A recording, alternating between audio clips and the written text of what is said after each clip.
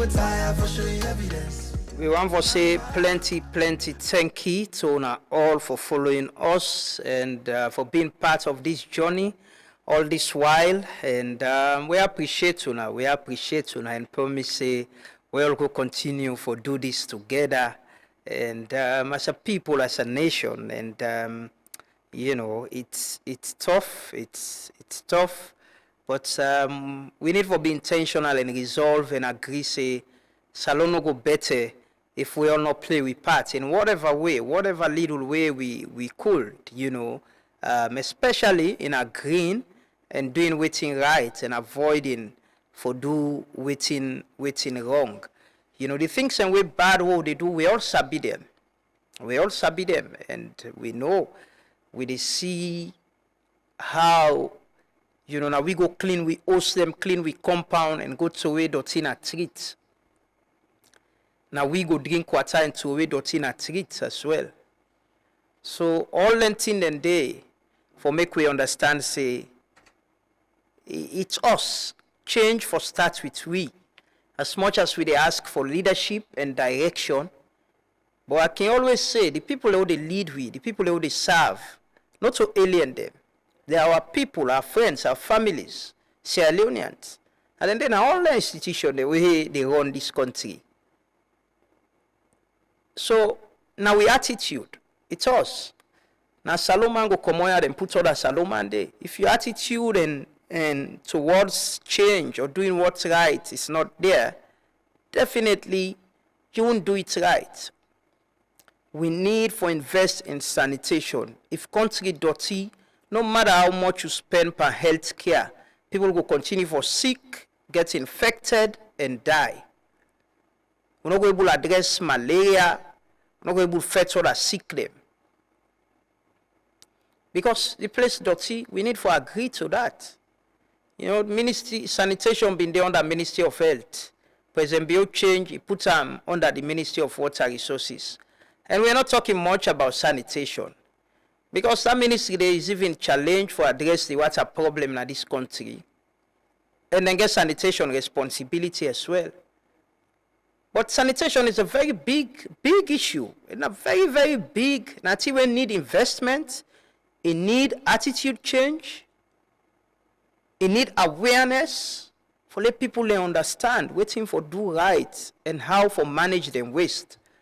There should be interagency or institutional collaboration between local government, central government, on how we could get sustainable plan for clean this place. Yeah, I don't know for other person, but me as a citizen and resident of this city, I don't think what I see around is good. And it's a reflection of us as a people. A reflection of we self. Like I can always say, if person gonna use dirty, it means say you're not a dirty person.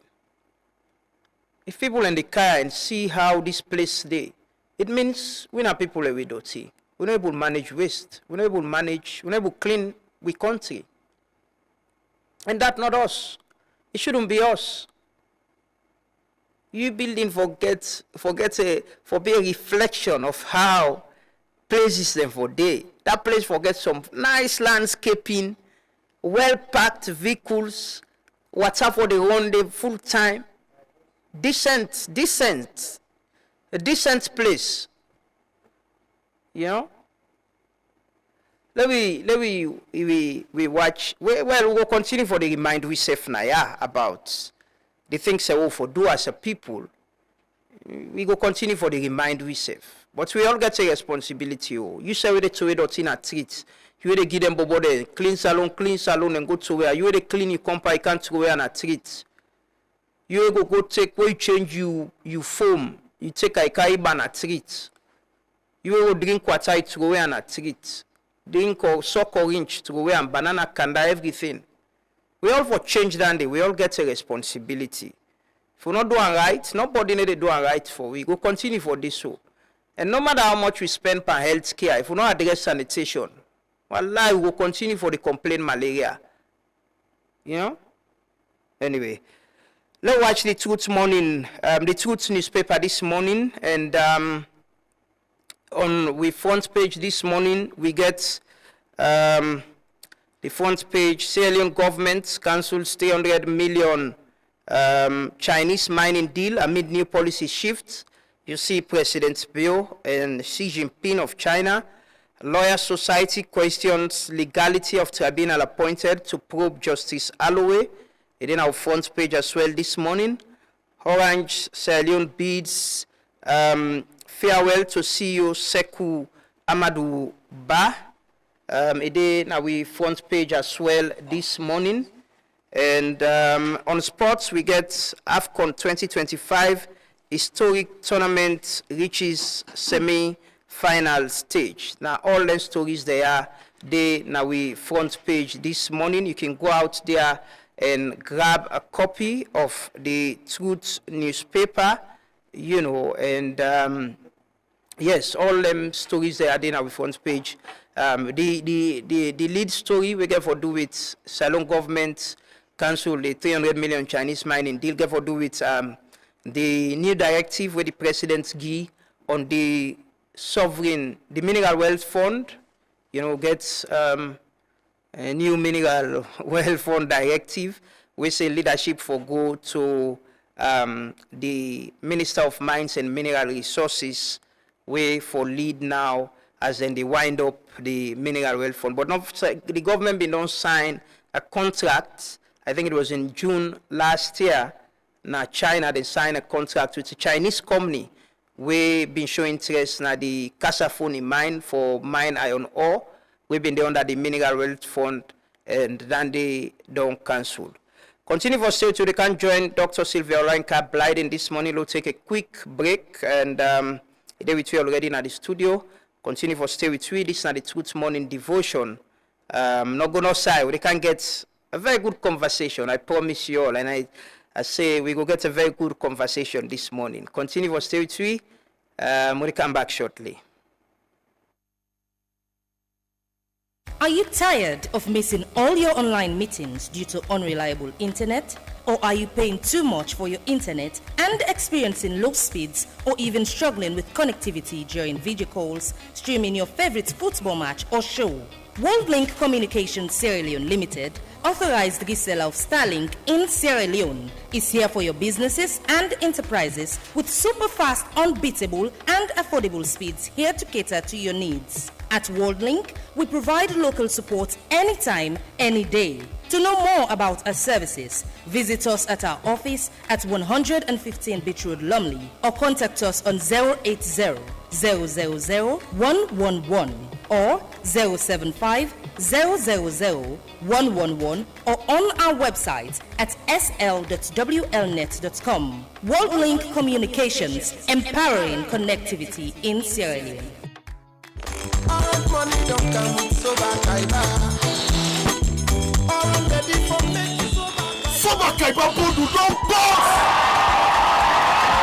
Now you go able to talk Boku for small couple and still win Boku in them. Subscribe to the Soba Kaiba bundle now. Just dial *500# for subscribe. Choose your bundle and talk Boku for small money. Yes, this is the cheapest voice bundle na Salone today. The more you subscribe, the more chance you get for win. Brown new keke dem, motorbike, generator, and solar light. Dial *500# and start for win.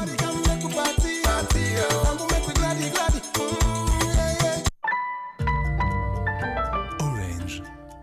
Mama, this internet not the gree make I do me homework. It's too slow. I no want make you worry. Signature Connect don come na Salone. Signature Connect, when a fiber internet and microwave coverage e get, dey na Salone now. And e come from make the internet problem done takpata. Signature Connect, where dey na number 92 Regent Road Hill Station, don come with package them. We go sweet you. When you connect, you dey get 3 days free trial for both postpaid and prepaid operators. options. Then package and sweeto, then get 700 for small homes, 900 and then 1,250 for smaller office them and business place them. And say for corporate services them. You will able use the internet for connect to CCTV camera, laptop and phone and other appliances them where you get na you house or you office. Not forget to Signature Connect. Day for all man. Contact them na 072 568 290 or 033 233 620.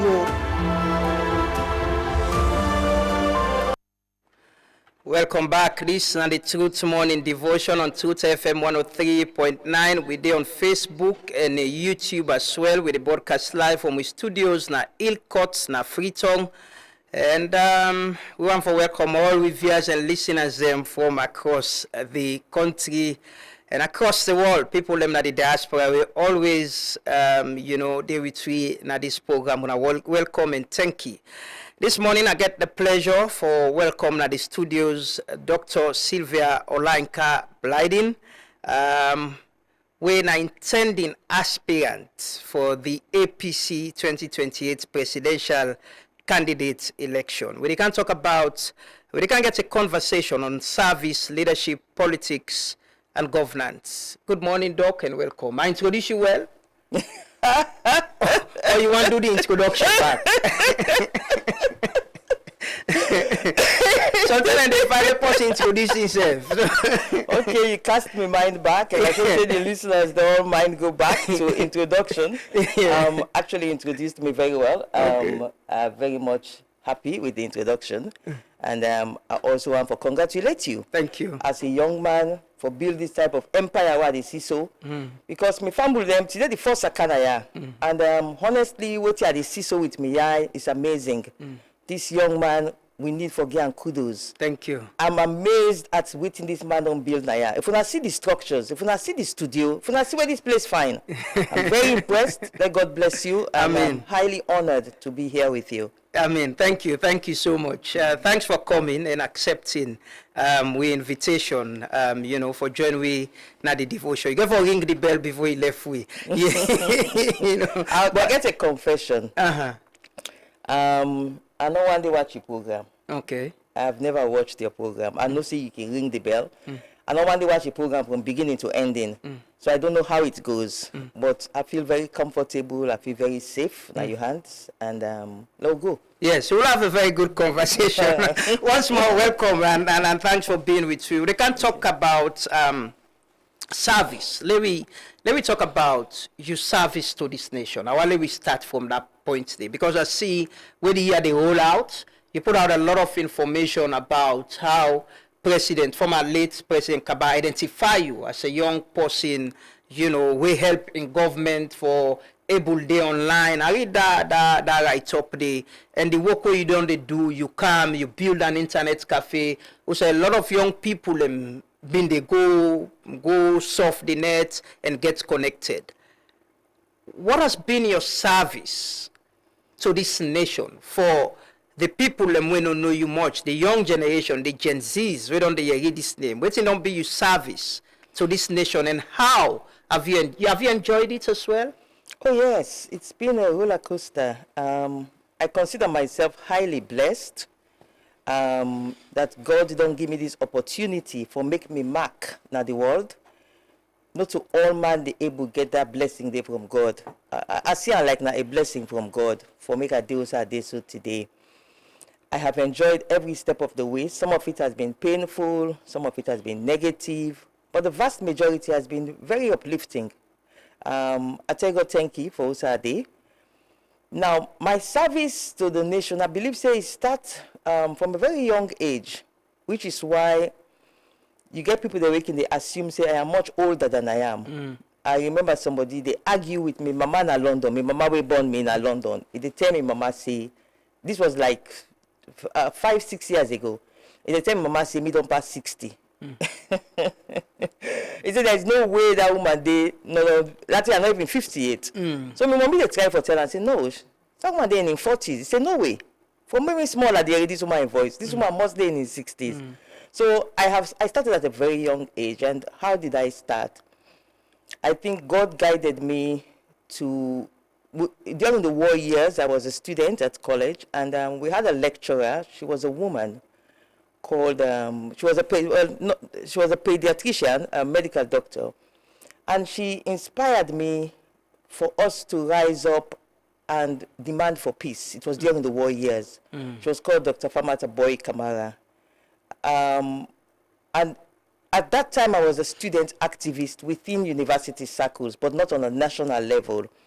But she was able to speak to me as a student leader that I was. And we came out and I remember we marched through the streets of Freetown. We led thousands of women. I and her held the banners to lead the march of thousands of women across the streets of Freetown, demanding for peace. This was in 1994, 1995. And it shot me into the limelight, of course. I also became the first woman who contested against men, beat men, and became the first woman for be a student union president at the university. This is now like 32 years ago, which was unheard of that time for make woman get mind so. So I was then 22 years of age.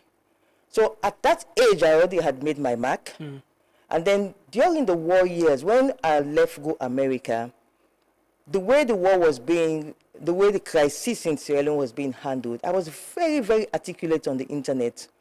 Because as a student leader, I had been privy to a lot of things that were ordinary people that never sabi. You know, so in a student leader, politicians, and they meet you and they talk to you because they want you to be, you know, I was very influential.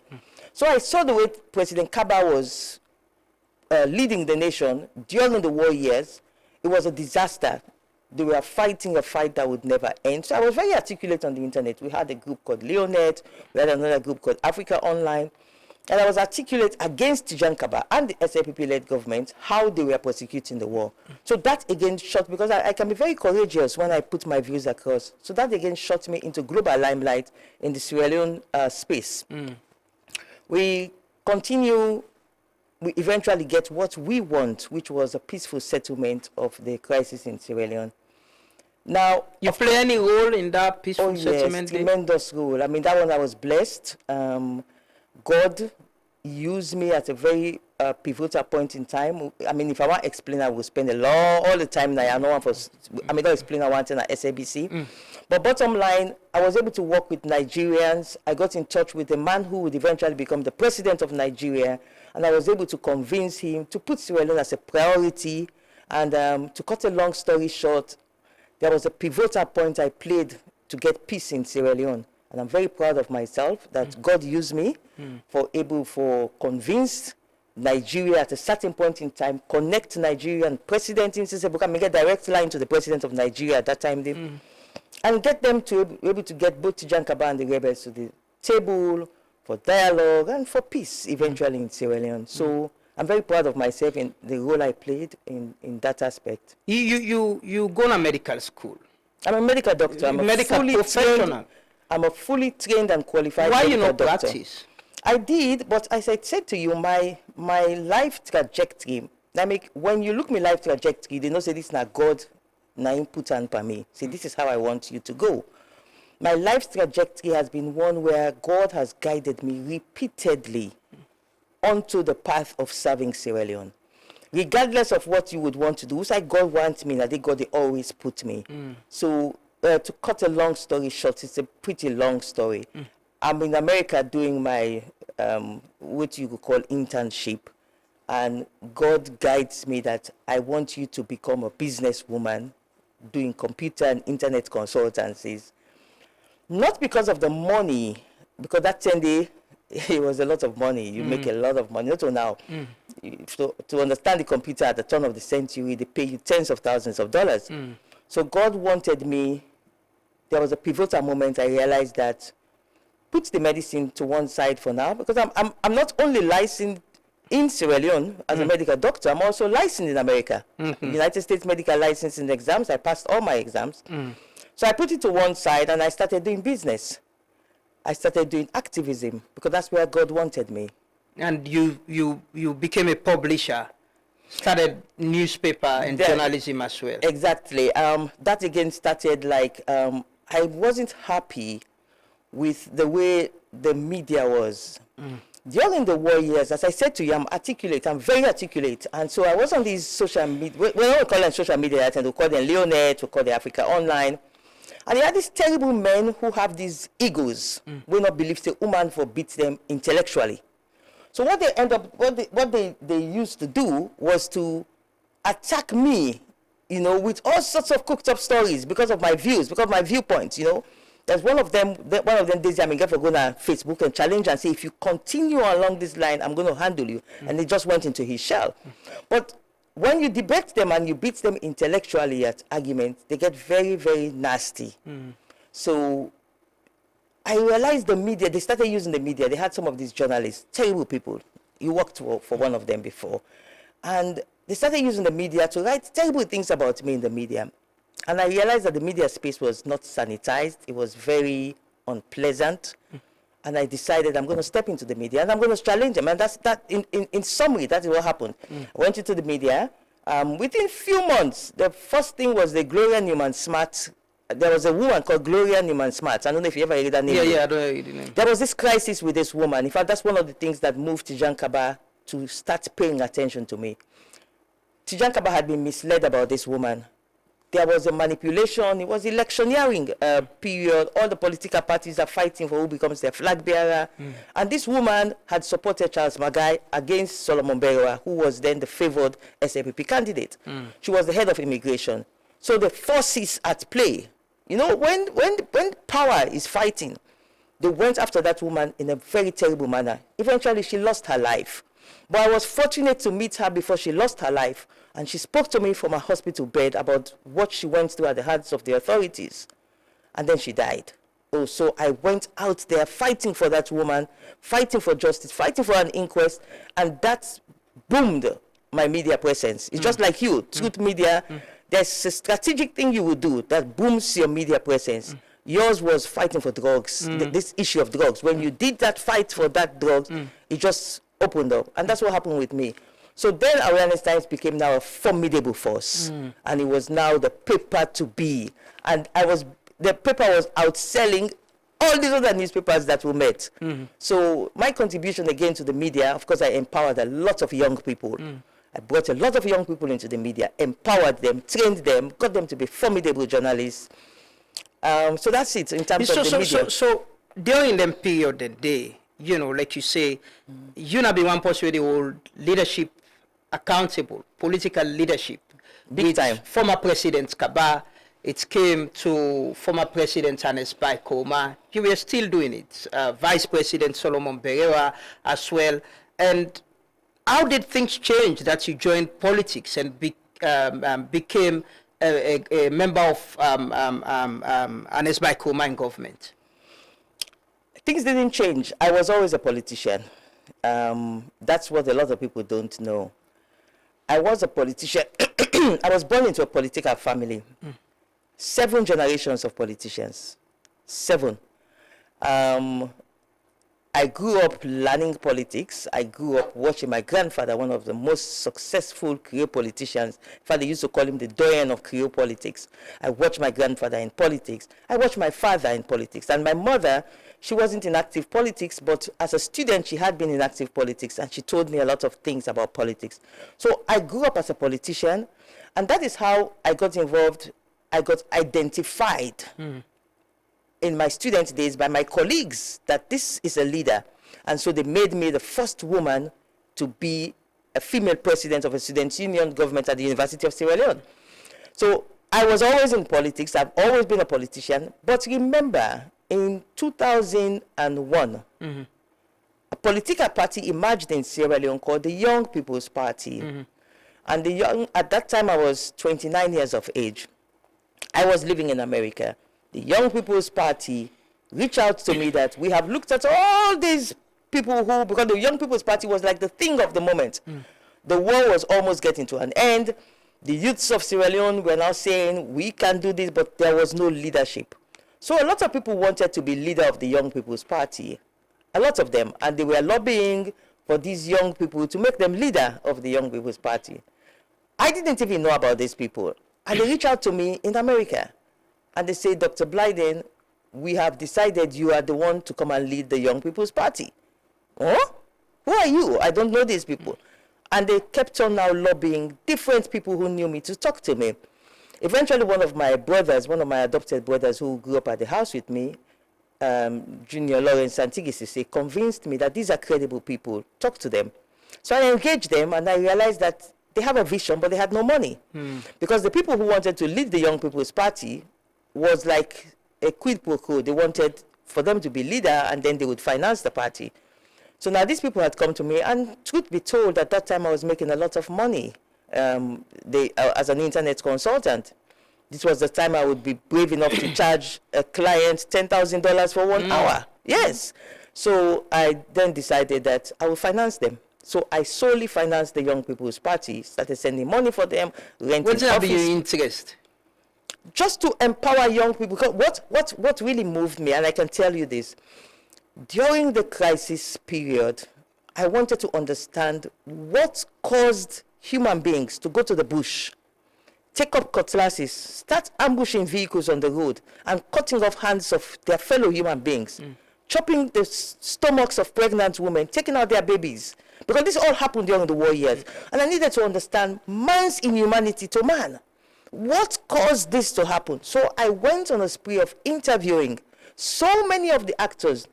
And as I sit here today, I don't think there's any other Sierra Leonean who has spoken to all the actors, whether it is Fode Sanko, whether it is Maskita Bokari, whether it is Superman Mingo, whether it is Bokari, whether it is SYB Rogers, who was actually the war chairman of the RUF. I've spoken to each and every one of these people, including a lady called Mariama. Mariama is the missing link that a lot of people miss in the RUF war. She was the first wife of Fode Sanko who invaded Sierra Leone. She fell out with Fode Sanko, and she had to run for her life to Ivory Coast. I was fortunate enough to meet her, talk to her, and engage her, because I wanted to understand what causes this war. And then they bring you come closer to the RUF where people, they think not closer to the RUF. I wasn't close to the RUF in that sense, but I made sure that, as I said to you prior to this one, at the turn of the century, when you're an internet consultant, money is not a problem. You make money. You charge people a lot of money to do things. So to cut a long story short, I interviewed also, there was something called the Small Boys Unit. They call them the SBU. In fact, one of them is still working for me. I employed him. He's been working for me for over 20 years now as one of my assistants. Now, I interviewed these people called the Small Boys Unit. And I realized the lost generation of Sierra Leoneans, a whole lost generation of Sierra Leoneans who had been kidnapped from their villages, forced to become rebels, forced to become killers, and lost their education, lost their hopes. And one of the other things that happened was that they empowered these small boys to believe that the gun is so powerful. The weapon is so powerful that you can control people, because they could control their parents, they could control adults. Just because they have a gun in their hands, they have a bullet. So they could tell you, sit down, even though they are small boys, and they would sit down. So one of the things that inspired me about the Young People's Party when they reached out to me was, wow, this is a way of getting the young people to know that you can get power by the ballot and not by the bullet. Because they have seen themselves as so empowered that they can use a bullet and get power and control whole villages. A small boy can control a whole village because he's holding a gun. And I said to myself, is this God talking to you? That you can get young people to know they can get power through the ballot. And that was, for me, it was like a watershed moment.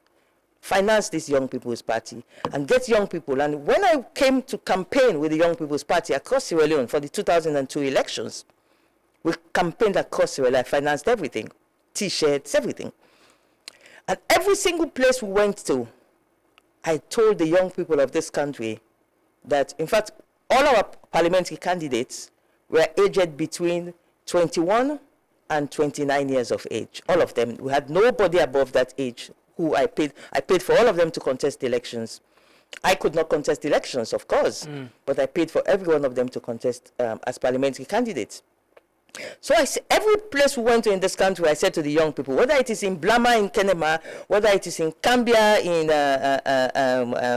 I remember this village we went to, Binle Dixon, where I slept, or whether it is in Rotifunk in Moyamba, wherever I went, I gathered young people and I said to them, you can get power through the ballots.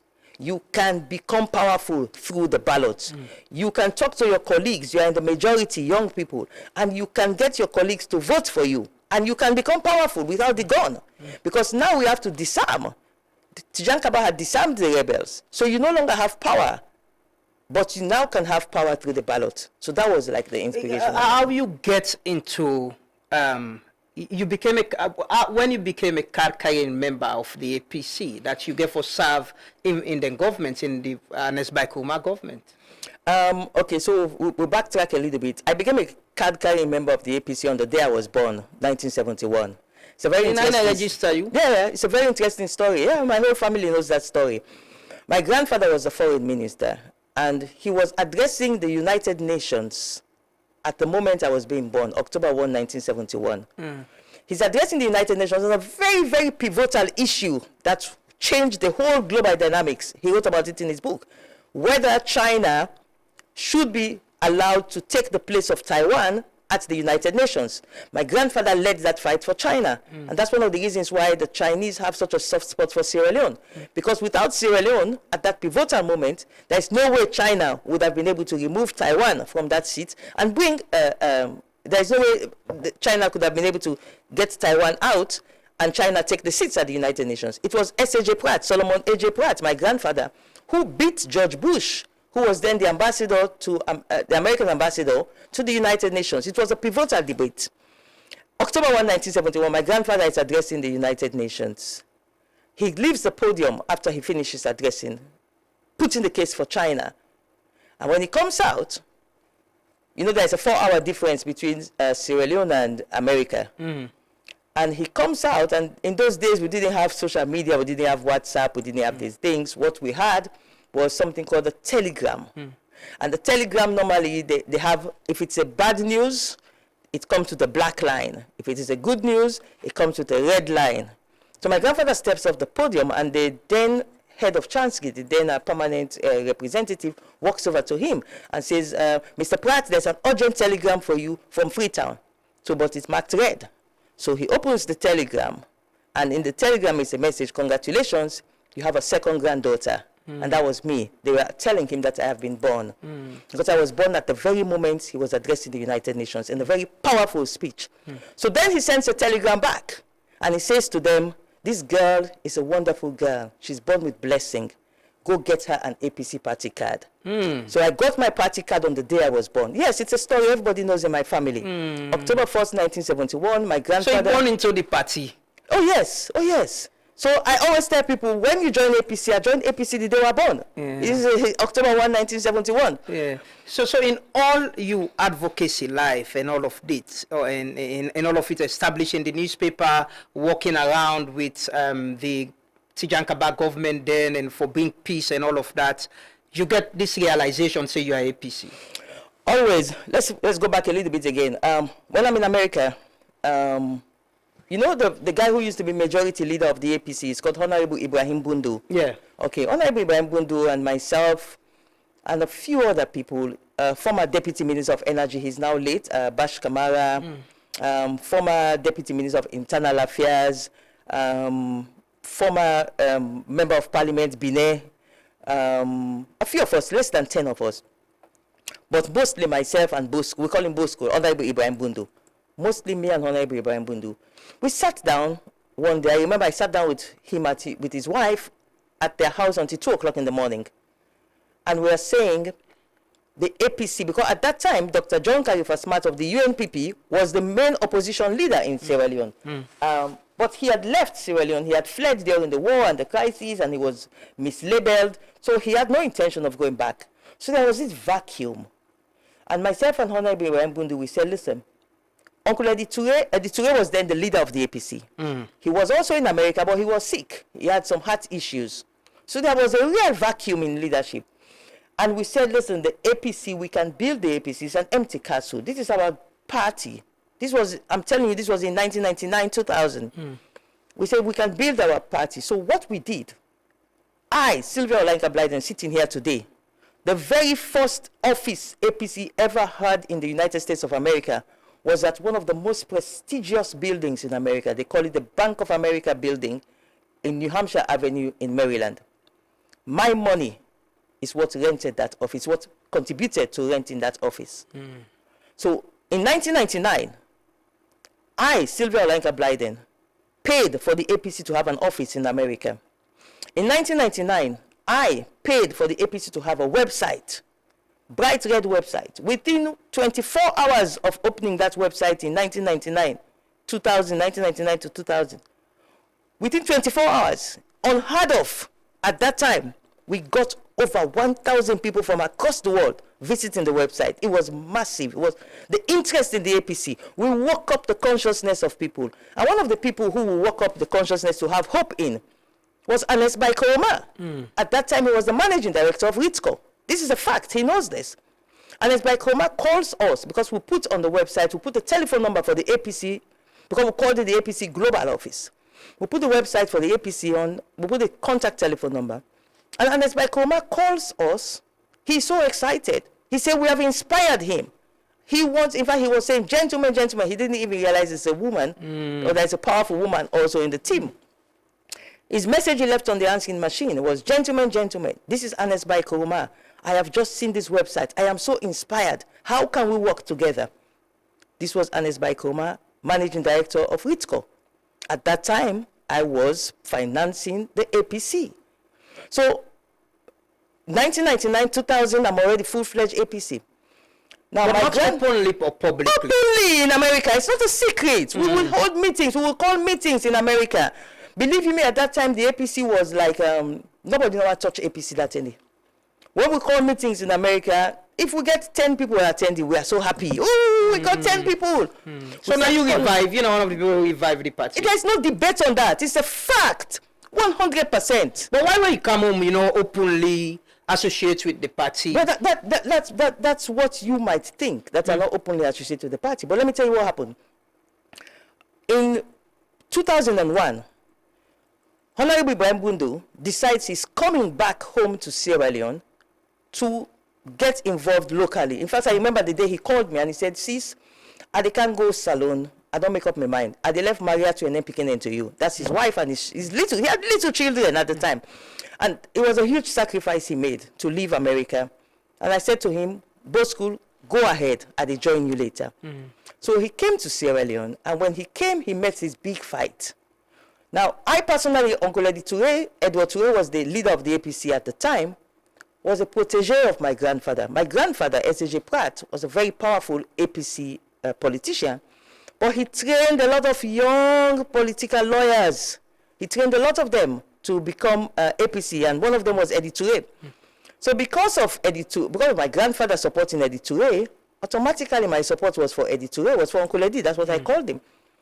So Bosco comes to Sierra Leone, Ibrahim Bundu comes to Sierra Leone, and he says to me, when he comes, he says to me, sis, you remember that man women call we left message at that phone?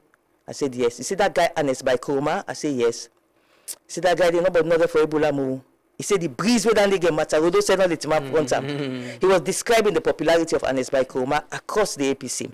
So I said, Uncle Eddie, and he said, he said, not able that Monday. He said, that Monday right now, I get APC. He said, across. He said, so me, I don't support Ernest Baikoroma. I said, me, they support Ernest Baikoroma now.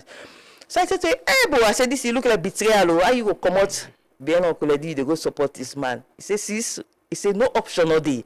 He said, that man, that breeze, he said, I can always remember his word. He said, the breeze where this man gets, he said, matter, we don't need to front him. So that is how he came and he supported Ernest Baikoroma. But then they started this fighting in the party. I've been in the APC. I then decided I would support Uncle Musa Suma. There was a guy called Musa Suma. He was very rich. He had a lot of money. But I wasn't supporting him because he was rich, but because he was my father's friend. I grew up knowing him. It was personal. Yeah, no, I grew up knowing him, and I had seen him become successful in business. He was a millionaire, multimillionaire in business. And I realized to myself, if he could become this successful, He was born in Cambia, Guinea aspect. But he came and he built himself. He wasn't from a rich family. I said, if he could become this successful, then he can be a good president. So I discussed with Uncle Musa Suma, and he said to me, Sylvia, I can't take over my business. He had a lot of confidence in me. He spoke to his wife, Auntie Ramatu, and he said, let her come and take over. He had this Xerox copying computer stuff business. He said, come to Sierra Leone, can't take over my business, me to go into politics. Me to go into, active leadership because he wants to be president of Sierra Leone. So I was supporting Musa Suma. I realized that, okay, Uncle Eddie, they don't try, supporting Musa Suma. Both schools, they support Anes Baikoma. Some of the other money, they support Anes Baikoma. Amadou, then people, then they begin fighting inside APC. It was nasty. It reached the point where I said to myself, I cannot be a part of this. You left? I not left. Now, the coincidence what happened was at that point when they fought themselves, it was very, very bad. I won't say it on air. It was very nasty. At that point, it's the point now when the Young People's Party contacted me and said they want me to lead their party. So on that basis now, I now contacted the APC and I said to them, I'm taking a sabbatical from the APC. Suspend your membership? Oh yes, I suspended my membership. I took a sabbatical and I came to lead the Young People's Party.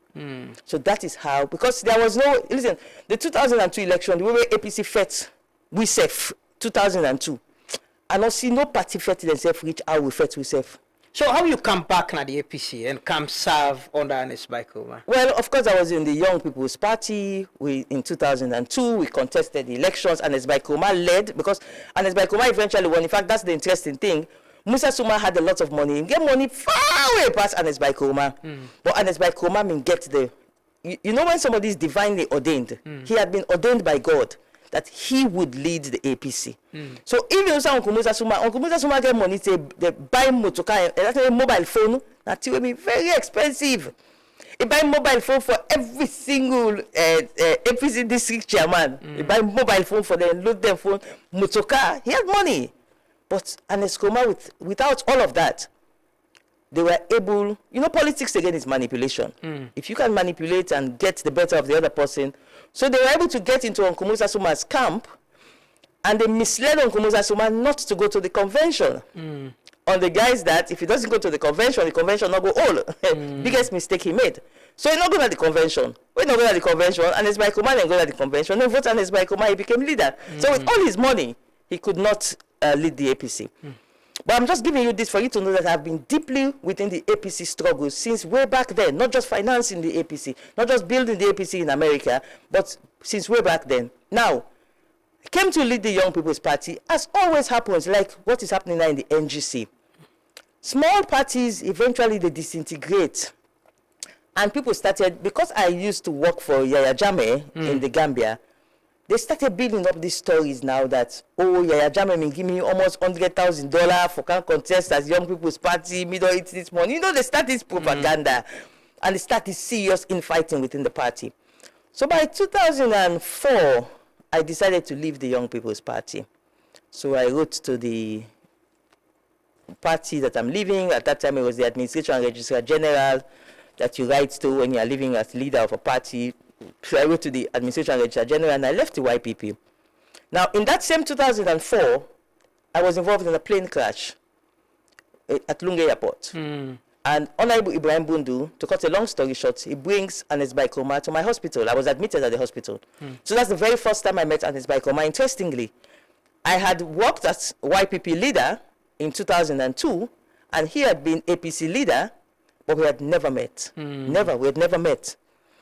So the very first time I met him was in 2004. Bosco brings him to my hospital because Bosco, I keep on calling him Bosco. It's called Honorable Ibrahim Bundu. Honorable Ibrahim Bundu brings him to my hospital, and for the very first time I met Anes Baikoma, I have a conversation with him. He inspires me that, okay, this guy is a really nice guy. So I remember I spoke to Bosco after. I said, but this guy is a nice guy. Yeah, because at that point now, remember, as I told you, the 2002 fight was very nasty. I didn't like what he did to some people that I admired as leaders in the APC. But from the moment I met him, I remember after he left, I wrote an open letter to Tijan Kaba, where I criticized Tijan Kaba that, listen, your compatriots have been involved in a plane crash. Not any of your ministers, apart from Alpha Timbo, who was a personal friend of mine who came to the hospital to visit me. But none of your other ministers came. And I wrote a powerful letter where I praised Anesbai Kuruma as opposition leader. And that letter went viral. So Anesbai Kuruma got so happy. He's kept in touch with me now. He starts calling me on the phone, in Bo School. I remember my birthday that year was October 1st that year. Anesbai Kuruma wanted to come to my birthday party. So Bo School and Bria Cat I said, no, they are not Bria Cat at this, you know. So he calls me on the phone. I remember we spoke on the phone. And from that moment, he said to me, I think it was around midnight. He says to me, you know, say, Miss Evion birthday today. So I said, how you birthdays? So he said, well, it just don't pass midnight. Mean October 2, me born. So I was like, oh, okay. So from that moment, I started calling him, oh, my birthday mate. So we became friends. And let me tell you something. And it's by Kuma's biography that he used to contest the 2007 elections. I wrote it in 2006, in February 2006. You were that close? Yeah, we were very, very close. We were so close that I had a boyfriend who would say, yeah, this guy are not clean. They're jealous. Yes, we were that close. So he was my friend. I wrote his biography to win the 2007 elections. But where we fell out again was the party seemingly supported Philip Neville in January 2007 when Philip Neville did that horrible thing to me.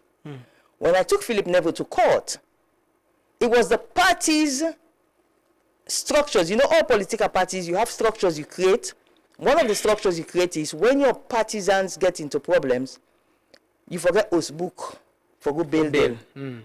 So the party, all political parties, I mean sober political parties, you have people who get Osbook them. The Osbook them, they on standby for good bail when you party person get problem at court. So I was really disappointed. The two people who went to bail Philip Neville when I took Philip Neville to court for what that nonsense he did to me, these were the party's people who, I don't want to call their names on air because they don't beg me, we don't reconcile. But I felt deeply hurt because what Philip Neville did is not something the APC should have been the one to protect. Because Philip Neville at that time was using his paper for the APC, obviously. But for them to go and bail Philip Neville using the party structures to bail, I was so angry. I called both school, I called Anesbai Kuruma, and I said to them, I am not, if you people can do this, then you don't really consider me APC.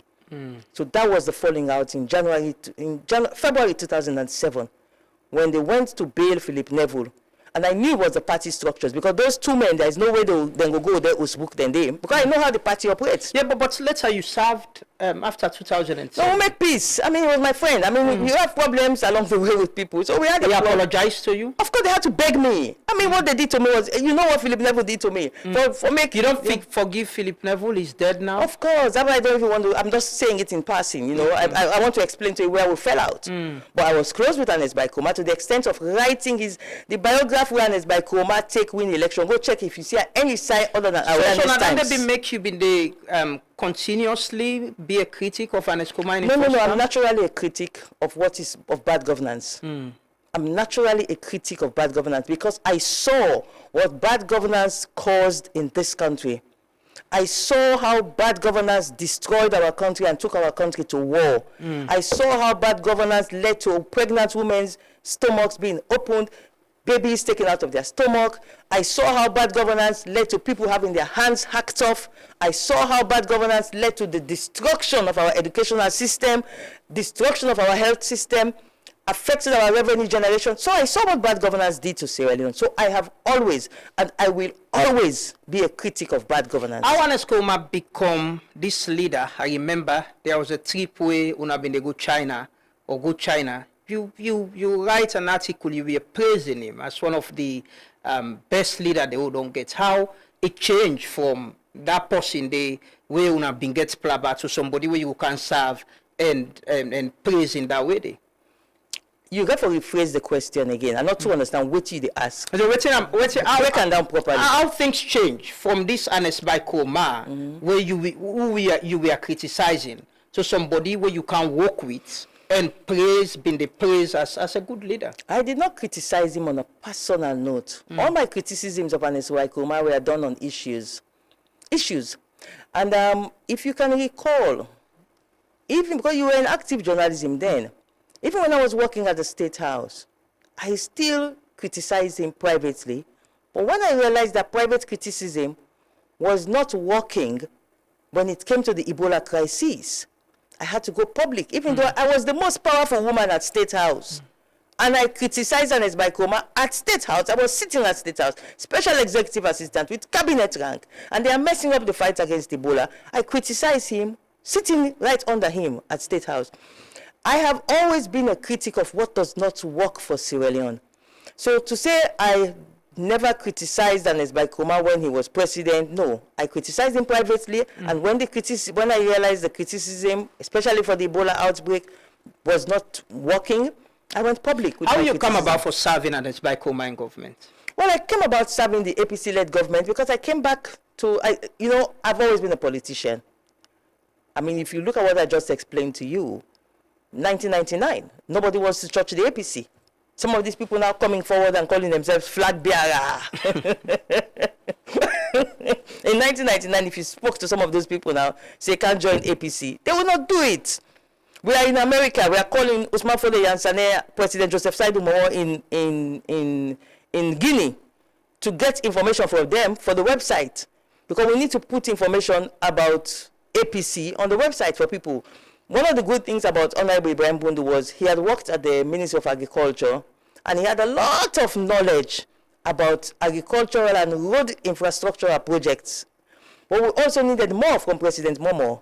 President Joseph Saidu Momo. He was then in exile in Guinea. So we are sitting in America. We are calling Usman Fode Yansane in Guinea for information. We are calling President Momo for information. So you cannot like question whether it is Ernest Baikoma I came to serve or whether I came to serve the APC. But it was Ernest came to serve. Baikoma. No, what I'm saying is Not only approach you, how you get the job? How did I get the job? You see, anybody who don't work with me know that I am a very, very diligent. I'm an asset. In anything I put my hands to, I'm an asset. When I realized that the APC might lose the elections to Julius Maada Bio's SLPP in 2012, because there was that potential there, I realized that because at that point we had seen Julius Maada Bio doing certain things, especially in the area of not able to control some of his supporters who were violent. I got worried that this man's inability, if this man becomes president, we might have a problem because he cannot control violent supporters. So slowly, I started realizing that we cannot afford, because Julius Maada Bio was now the presidential candidate and he wasn't changing his leadership style. That's his leadership style, and he has said it several times that he believes that in politics you must be rude, you must not be polite, and I don't believe that you have to go to that extent that he was going to. And I was worried that if this man becomes president, we might have a crisis. So at that point in time, I remember the late Elizabeth Lavalley and other SLPP members of parliament, they came to Awareness Times and said, okay, please, Julius Maada Bio is now our presidential candidate. Can we make peace between Awareness Times and Julius Maada Bio? Because, the whole issue was that he had these thugs who had been attacking my journalists. So when we make peace, immediately, both school, Honorable Ibrahim Bundu and Ernest Baikoma, immediately they call and they invite me to go to Potloko for prayers. They had these Muslim Prede prayers.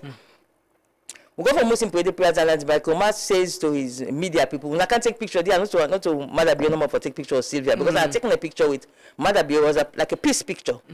So there's a famous picture of myself and Ernest Baikoma where you can see him all in smiles, green, and in Potloko.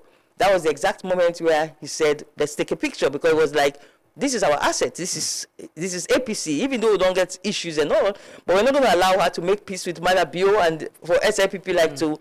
So that's how we met at Potloko. We took photographs. I started doing my ordinary journalism things, but when you are APC, you are APC. Eventually, I realized that, I remember I chartered the whole helicopter. I paid for that helicopter, by the way. We chartered the whole helicopter to cover the APC rally in Freetown, 2012 elections. And got myself really involved in. Was that investing with the hope say you join the government after the election? No, it was just, first of all, let me tell you something. I can always take care of myself. I don't need a government job. I don't need, whatever you see I do is to serve Sierra Leone. I don't need, I sabi make money. Me, I'm a businesswoman, I sabi make money. I don't need any government job to survive. I don't need any government largesse to survive. I can make money on my own. I tell you, I charter one like helicopter. Yeah, but you should for support the campaign and the election. What about not Madabio not winning? But yes. Maybe don't make peace with Madabio. Yeah, but he continued. You continued seeing the poor leadership style. It was to ensure Madabio didn't win. I will not use the word spite. It was to ensure he not win. Oh, most definitely. And Leones by Kuma win. Oh, most definitely. Leones by Kuma been getting any bargain, any commitment? No, it wasn't. I'm an APC. It was natural. It was a support to the APC or Ernest Baikoma? To the APC, of course. In fact, when Ernest Baikoma offered me the job at State House, I was the first person he offered the job. He offered me the job. He's top not announced results yet. How? He was sure of winning. No, come on. You know, they have this thing called RRF forms. Okay. Any sober political party, when your agents come with your RRF forms, you input them into the computers, and you start seeing your results. There's a certain threshold where you reach, where you know, say, this are kitchen beats, not there, we don't win these elections. When you reach a certain threshold, for example, if you have 5 million people registered to vote, you need 55% of 5 million. If all of them go to vote, you need 55%, not so? Now, if you don't count, if I make it simpler, let's say 100,000 people register. You need 55% of that 100,000, which is just 55,000 for if all man go vote. If you don't input your information into that computer, your computer don't give you 56,000. The votes that still they come in, but you don't get now your own APC system. You don't see 56,000 don't come in, even though the votes are not coming yet. You know, so you don't win this election. It is simple. Electioneering is a very simple process if you know what you are doing. So we knew what was happening. On the nights before Christina Top announces the result, I was very close to Ernest Baikoma. He calls me, I go to the lodge, and he offers me the job. He says he wants me to be near, I remember his exact words, Sylvia, you're very smart. Because I know during those campaigns, there were certain things Ernest Baikoma not me to see. Now we can see. Say, hey, pa, look here, you know. So I really helped him to see. So he started teasingly calling me his eyes. He said, he will provoke, say, this is so. Trust you. Tremendously. And it's by Kuma had tremendous trust implicit trust in me. So anyway, he calls me the night before and he says, I want you to come near me at State House. He said, I can send you to any ministry to help me in government, but I want. And my immediate response to him was, I said, pa, the lapses when me sip on these elections with it, because there were some lapses. I said, the party weak. I said, I want to go work at the party headquarters. And he said, no, I want you at State House. I want you near me at State House. Because I wanted to work at the party's headquarters, because I saw so many weaknesses in the, yes, there were so many weaknesses in the 2012 elections. So my original plan was to go work at the party office, the party headquarters. And he said, no, come and work at State House. That's it. In that capacity, they una work together. Very At much one so. point, you even refer to as so far the best leader Sierra Leone has ever had. How una fall out to a point where you even don't say former President Kuma is a threat to National security. Yeah, and I mean it. I meant it. You see, only God and fools don't change. And as by Kuma, I repeat, he's one of the best leaders that this country has ever had when he was president. I will say that. It's a fact. And as by Kuma's legacy, recently, for the first time, it was revealed by Karamo Kaba. You know, Karamo Kaba used to be a... I have never said it to people. Of course, the top hierarchy of the party's top hierarchy, they know, because Ernest Baikoma had called a meeting and he had told people about his handing over notes, that I was the one who wrote his handing over notes. This is a fact. But I had never told anyone until recently, about 2 weeks ago. Karamo Kaba goes on Facebook. I was writing that, I said 2018, Bo lost the election. He gone away. No, I didn't name him. I said no minister no get mind talk to Madabio, talk to SIPP, No minister not going to radio and television. I say, pass Sylvia Blyden. And this was a fact. I was the only one brave enough to put on radio and go on national TV, go on radios and start talking that the APC is coming back. None of them get mind. So Karamo Kaba, in defense of himself, he goes and he inadvertently reveals to the whole world, he replies on my Facebook page that, no, Sylvia, myself me they talk. The tell way you they edit and it's by Komai handing over notes in 2018, May 2018. I wrote an by Komai handing over notes non-stop for 3 days because everybody made abandon that man. Everybody, this is a fact. His so-called ministers, this, that, nobody not in there around for right handing over notes. I wrote an by Komai handing over notes in May 2018. That handing over notes where Ikego give to Julius Madabio, I wrote it. I had never said it, and I had never had any intention of saying it until Karamo Kaba went to write on my Facebook page that the 10th Sefu the write and is by Kumai handing over notes, I'm in there near you, where you the writer, which was not true, but he was trying to confirm what Anes by Kumai had told the entire leadership of the party, that APC owes Sylvia Blyden. Because if not for Sylvia, we're not handing over notes. But there was no one. I remember 2 o'clock in the morning, I had to call the night before he handed over the handing over notes to Julius Madabio. There was certain financial and statistical information that I needed. The then financial secretary, who had just been sacked, Edmond Koroma, I'm there for call him. Say, Edmond, I need so and so information. Unless for hand over this handing over notes to Madabio tomorrow morning at State House. I need for input him.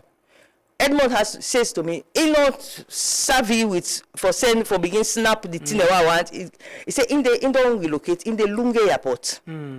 It's up now at Lunge. 2 o'clock in the morning, I had to wake up my assistant for cross with charter boat for cross go Lunge for go meet Edmond now in Os. For cross back with the boat for car with the information so that I can look up and make sure say I edit so that every single information inside the handing over notes is factual. So this I did for Anes Baikoma after he had lost the elections. How we become this bad person? But no, I'm now telling you, this was after he don't lost election. Yeah. These are the 10-hour Lima, Lawrence Lai Lima there. When they go on radio and television, they go talk to Anes Baikoma, they get secret meeting with generals in Makeni. There was no one near Anes Baikoma to know what to do. I had to create an administrative vehicle where could they use for protect Anes Baikoma for the reply to Lai Lawrence Lima. So I did all of this for this man. To the extent that was Africa, with him as his personal assistant. Sharif was with him as his personal Sharif, assistant. always I say so. Sharif will confirm everything I'm telling you. Let's not go into that. All right, just Sharif will confirm everything I'm saying now. Now, it got to a point where the magazine in London called Africa Confidential. You know Africa Confidential. Yeah. When Africa Confidential they attack Anes Baikoma, then they put me saying, "Now me they write for Anes Baikoma." How did they know? Because Anes Baikoma had people, like during that GTT report, he don't want to go Guinea. He calls me from Guinea. He had a lot of trust in me to do things for him. So I had to draft certain statements for him. How Africa Confidential managed no, now the people that made Anes Baikoma, na Guinea. Now they expose saying Dr. Sylvia Blyden writes the statement for Anes Baikoma. Because I was doing it to help him out. The man was distraught. You know, you just lost power, all man don't betray you. The only person then you were able to trust Sylvia Blyden. This is a fact. By appointees, this is a fact. So now, for someone like that, for the situation to change to where it changes to now, where I say and I affirm, it is simply because when he lost power, he became, you know what they can say, you put a cat in the room and you beat that puss. You put in a room, you lock the mouth. You beat the puss, you beat the puss. The puss now they get option pass for come out now for do anything you want to do with you. And Ibrahima was boxed in. And he kicked in a lot of self-preservation where he wanted to protect himself at the expense of the state. And I realized that this is not fair. And I gave him certain advice about certain ways he should go. He didn't want to go in the way I advised him that he should go. And that's where the crisis starts. Because for me, anything where will bring instability in Sierra Leone, count me out. Was he trying to do something like that? Well, I don't know if you have not noticed, but the trend is there. This is a man who currently, as we speak, he has a charge of treason on his head. This is a man, as we speak, he has a charge of misprision of treason on his head. This is a man as we speak. He has security As somebody issues. where you serve, you believe, say, he will get himself involved in something like that? 100%. I have no doubt on that. I have absolutely no doubt on that. I know what I'm talking about. He knows what I'm talking about. I have absolutely no doubt that He was involved in... I have absolutely no doubt on it. None at all. None at all. I have no doubt. You know, of course, you always talk about intelligence and information. You get the intelligence we should say he was involved in it? I don't know how else I can say it than how I have just said it. I said I have absolutely no doubt that he was involved. I don't know how else I can say it. I mean... In what way? Which kind of way you understand? You see, we are now in a state where, you know, when a country is being led, whatever direction the leader of that country wants the country to go is how the country goes. The leader of our country right now is Julius Maada Bio, His Excellency the President. How he wants Sierra Leone to go right now is how Sierra Leone is going. For me, I would have preferred for Ernest Bai Koroma's treason case to go ahead. Let the facts come out, let everything come out to the public, and then if he is found guilty, we now appeal for him to be pardoned. But Julius Maada Bio's own style of leadership is different. His own style of leadership is take him out of the picture, take him out of the country, let him stay out there. When things settle and whosoever is creating instability are no longer in the picture, we can bring him back. And he's the leader. You have to respect his leadership style. If I was the president of Sierra Leone, that case against Ernest Bai Koroma, they go ahead. The evidence, the public would hear the evidence. Is it, you think so he's being protected? Of course. Hey, boy, big time. By who? Julius Maada Bio. Why? Because that is his leadership style. He believes this is how he will be able to get Sierra Leone peaceful, stable. This is his own style. He has read, I don't know what he's reading that I am not reading. He has read the cards. The way he's reading the cards, having Ernest Bai Koroma in exile is better for the security of Sierra Leone. That's how he has read the card. And he is the leader of Sierra Leone. I ask again, at what level you think, say, former President Koroma could have been involved in making the country unstable? What do you mean at what level? Which kind involvement?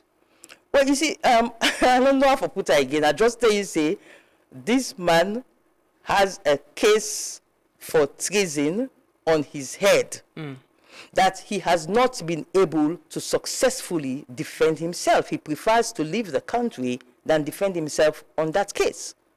I don't know how else to put it. Because if I mean no semi innocent, you come with waiting I consider as bogus, go through the process, and if there's no evidence, but you say you clearly 100% sure say. I not get no doubt. You not get doubt. I not get doubt. They ask now whether you know now he send the people them, he's been in communication with them, he financed them. In what at what stage? I that's why I'm saying to you, if I was the leader of Sierra Leone, if I was the president of Sierra Leone, I would bring out every single information that made me to have my Attorney General charge Ernest Bai Koroma for treason. I would let the public see everything, and then afterwards, I would pardon him. Is he still a threat to national security? I have not spoken to Ernest Bai Koroma in many, many years. You can only know someone is a threat to security if you have a one-on-one dialogue with him, you advise him in a certain way, he doesn't listen to your advice, he prefers another way, and you know that, well, based on my one-on-one conversation, this man is a threat. I haven't spoken to him in years. I think the last time I spoke to Ernest Bai Koroma was January 2021, so that's like 5 years. So I'm guessing here, I'm not too sure. I think that's the last time I spoke to him. You still consider him as your brother, or on a relationship, on a family relationship don't scatter? I will not say the family relationship scatter per se, because first of all, as I said to you, I haven't spoken to him in, I think this January would make it 5 years. I stopped speaking to him around January 2021, yeah.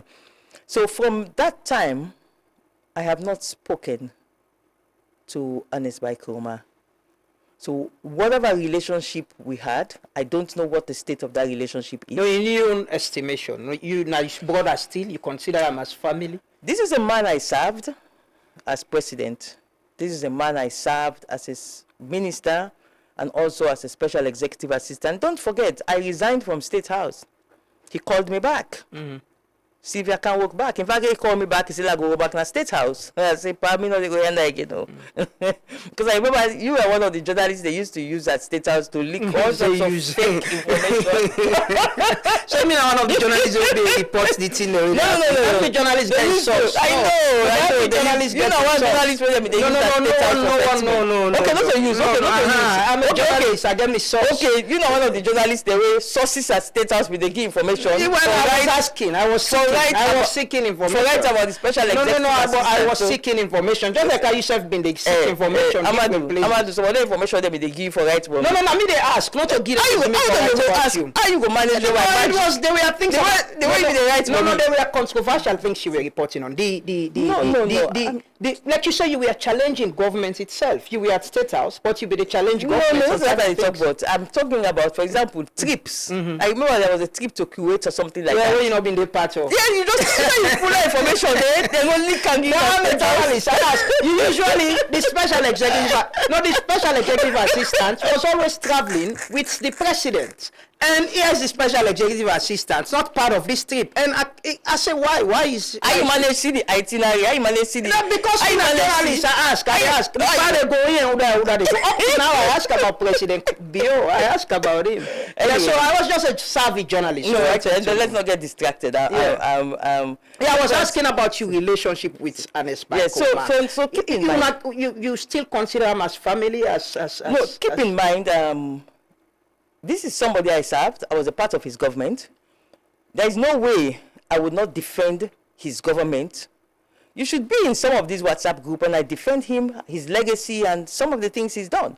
I defend him. I mean, I write the money handing over notes. Yeah. From pep to perep, na me writer. What's in become this fallout? How will I fall apart? No, because it's a national issue for me.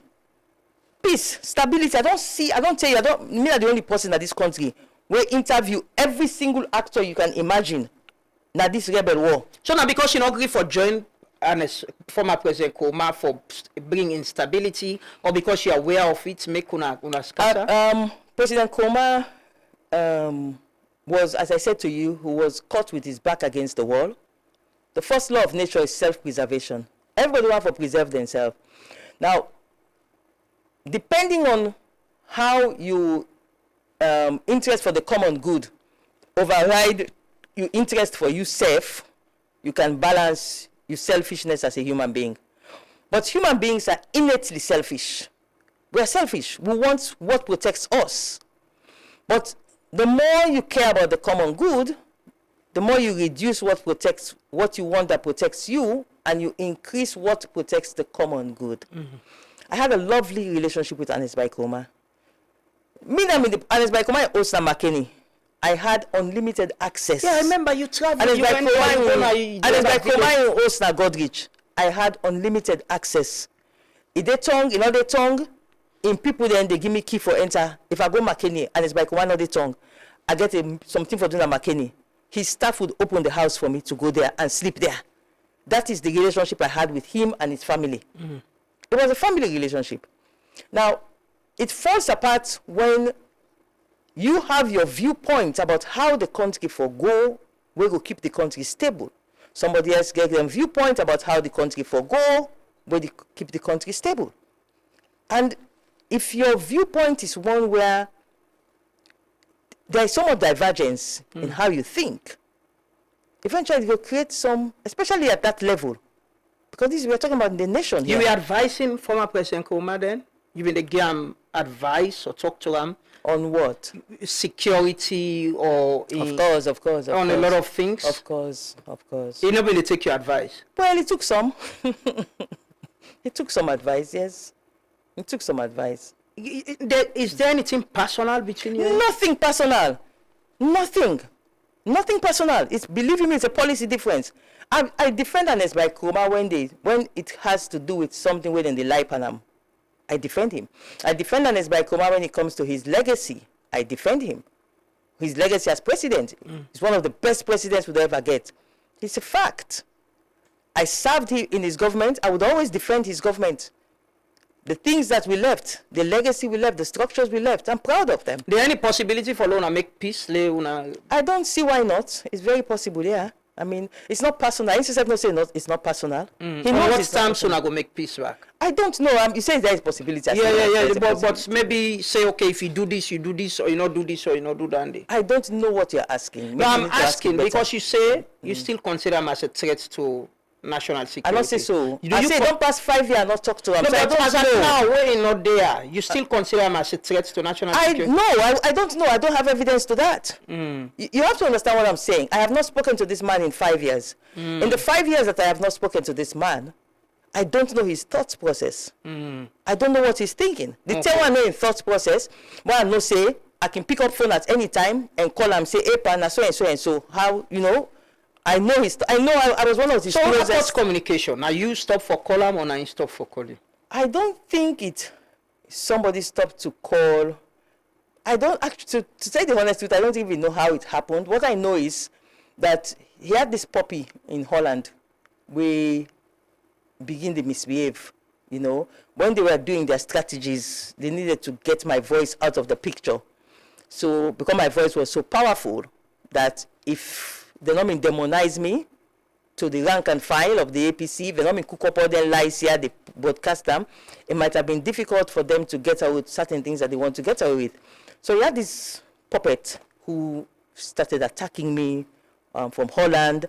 And I think that's because when you know the truth about who controls that puppet, and you know the person who controls the puppet cannot stop the puppet from attacking you, you know that, oh no, this is now serious. And that puppet was really attacking me. So that makes it personal, that he's sending someone after you and you're not personal. I'm telling you, it's a policy thing. It's like, listen, this woman, if we not demonize this woman inside APC party, if we not lie on this woman to people that are this APC party, we'll get problem. Because what you want to do, this woman in they go so. So it is like, it's a policy. You know, in political party, they have what they call dirty tricks department. So to me, if you're a politician, certain things you don't take it personal. You know that this is a policy direction. That you think you've said anything against your former boss, Ernest Bai Koroma, where you get regret over? No. You stand by all which you don't say. Every single thing, of course. I don't tell you, say, Mother Bio get in your leadership style. His leadership style is take Ernest Bai Koroma out of the picture, keep him away, and eventually maybe they will bring him back and maybe remove the case from the courts, and the country will be stable, then we'll make peace like I didn't do in Kenya. That is Mother Bio's own style.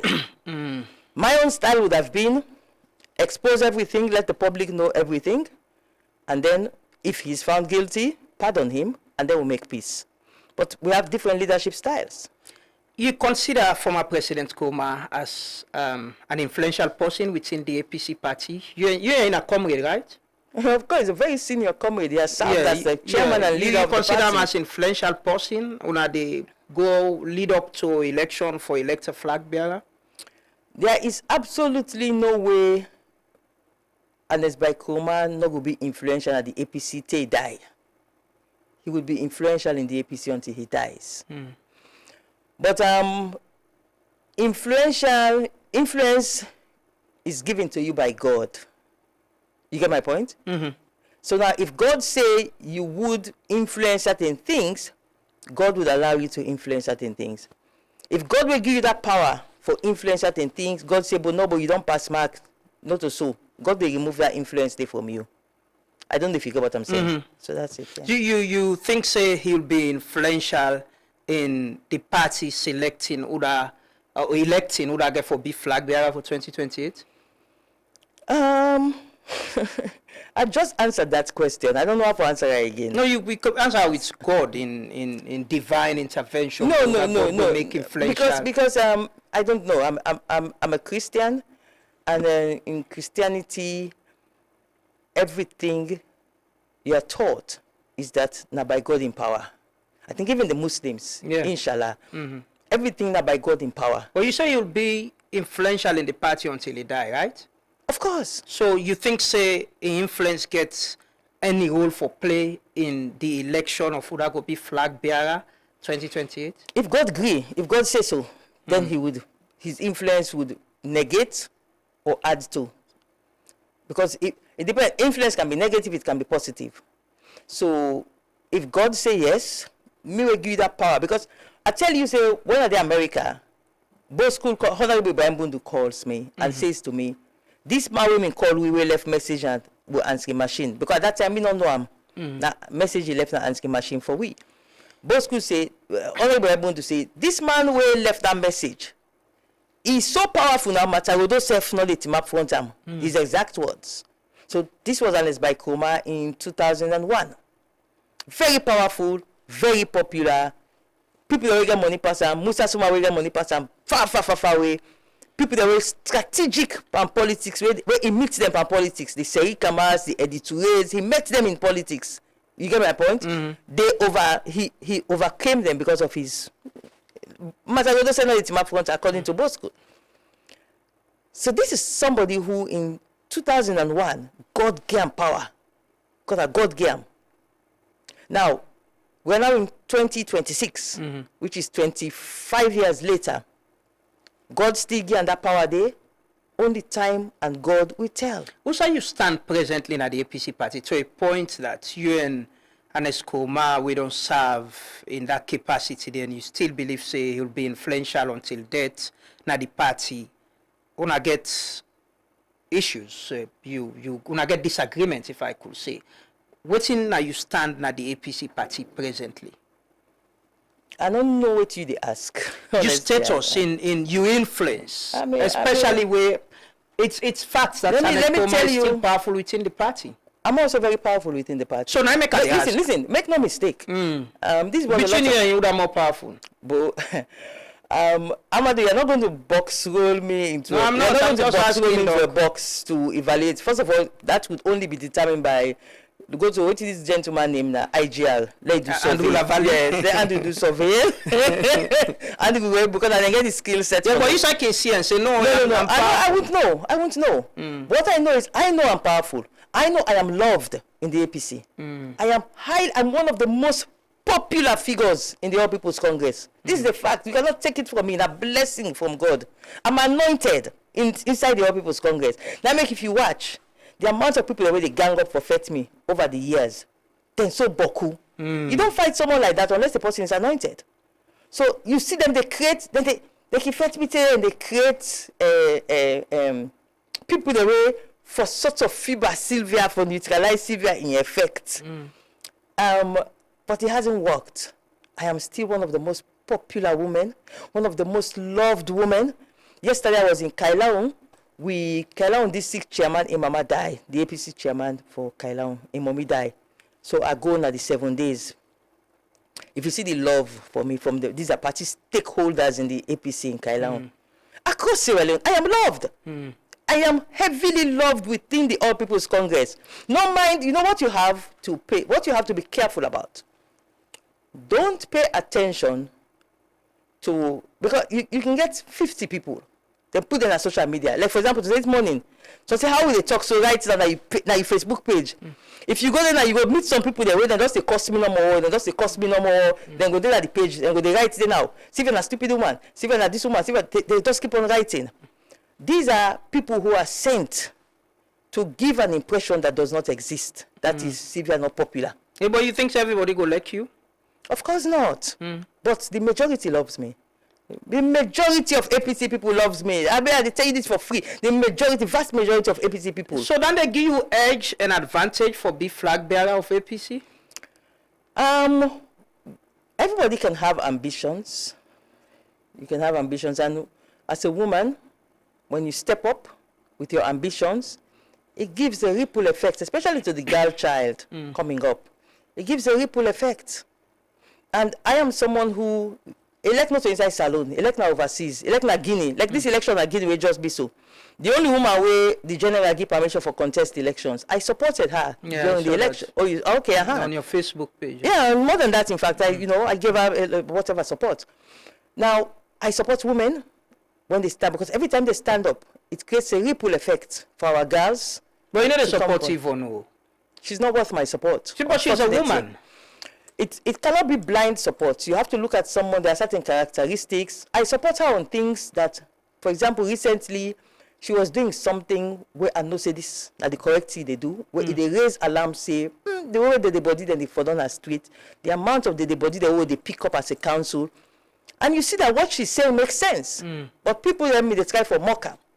And I stepped up to say, no, because this, and again, this is where your selfishness as against the common good kicks in. I don't like Yvonne. I don't like what Why Yvonne you not has like tried Yvonne? to, because she's tried to destroy me. I mean, it's not a secret. In Everybody knows. what way? Okay, let me land. Okay. I don't like Yvonne. I don't like what she's done to me personally.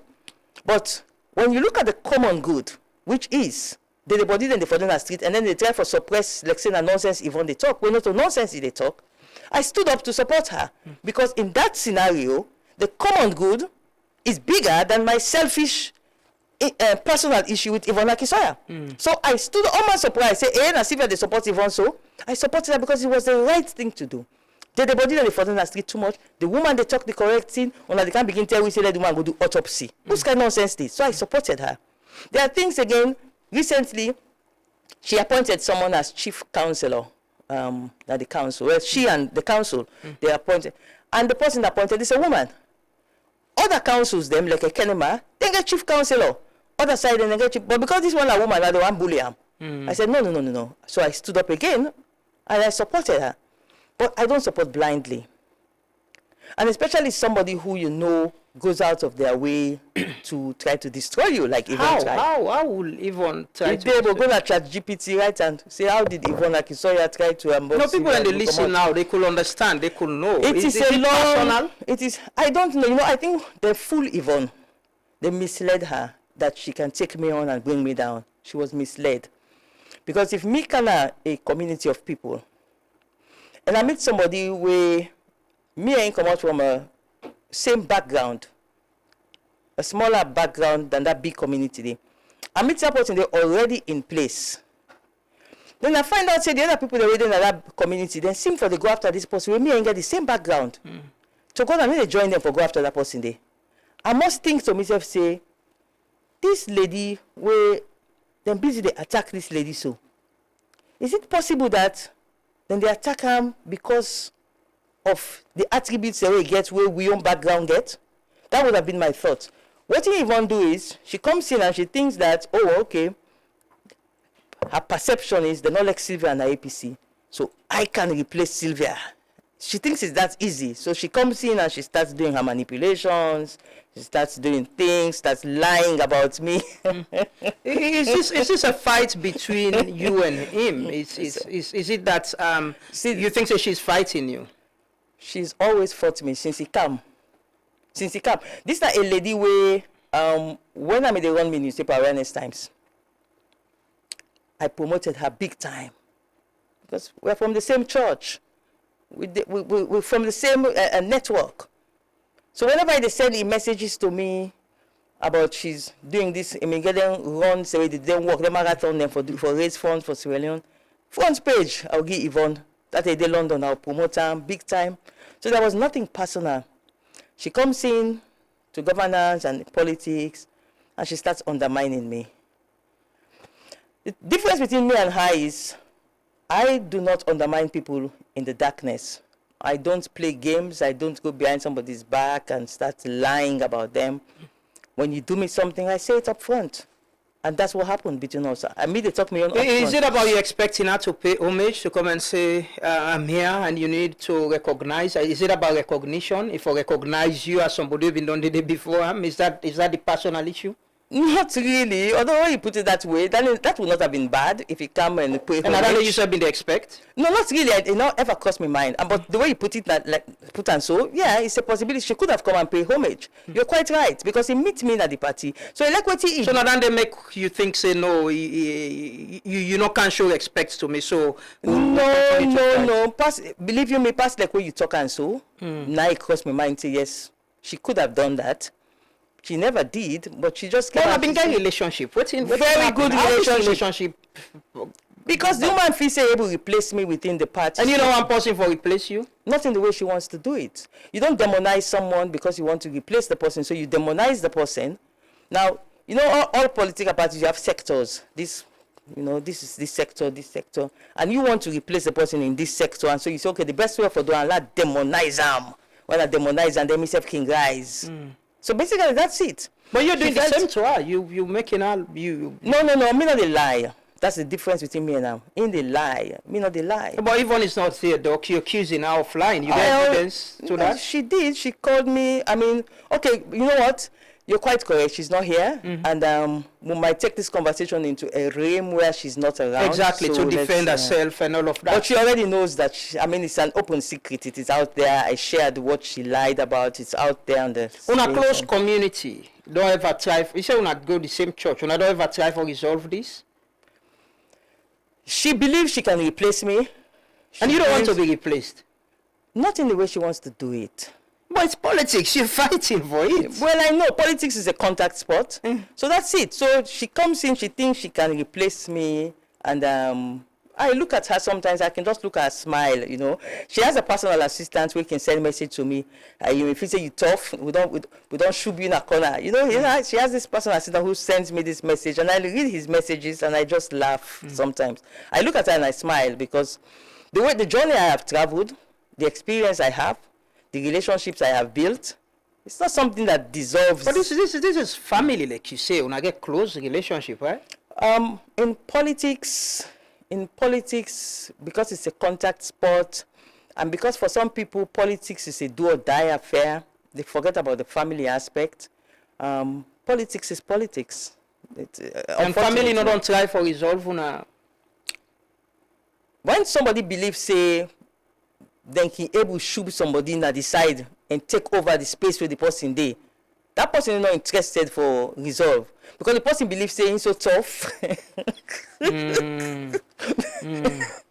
So the person believes the way is if he says so tough that you know it can come, he can push you and he can come up.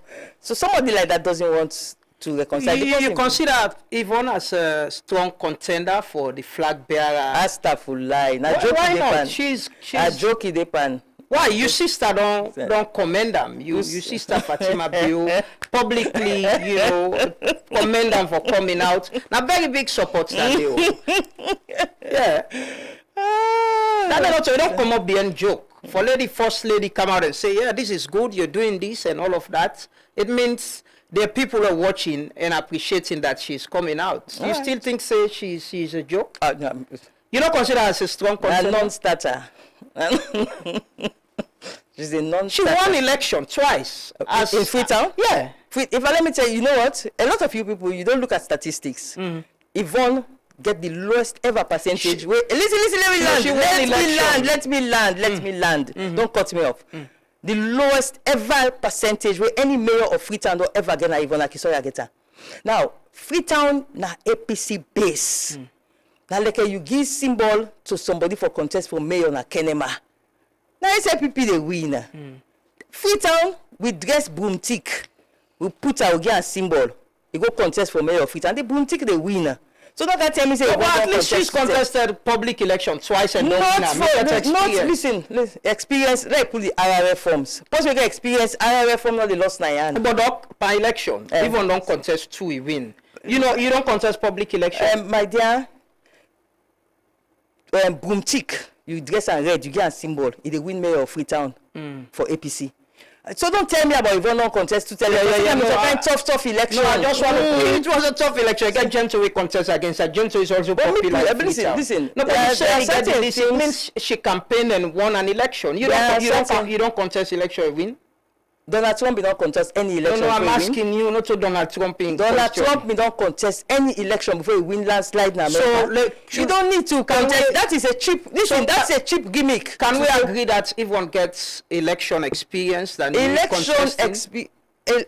In contesting an election, campaigning and winning. Me go ask Yvonne first. Let's give you the RRF forms, the results for that election where he contest. Where he pull out results.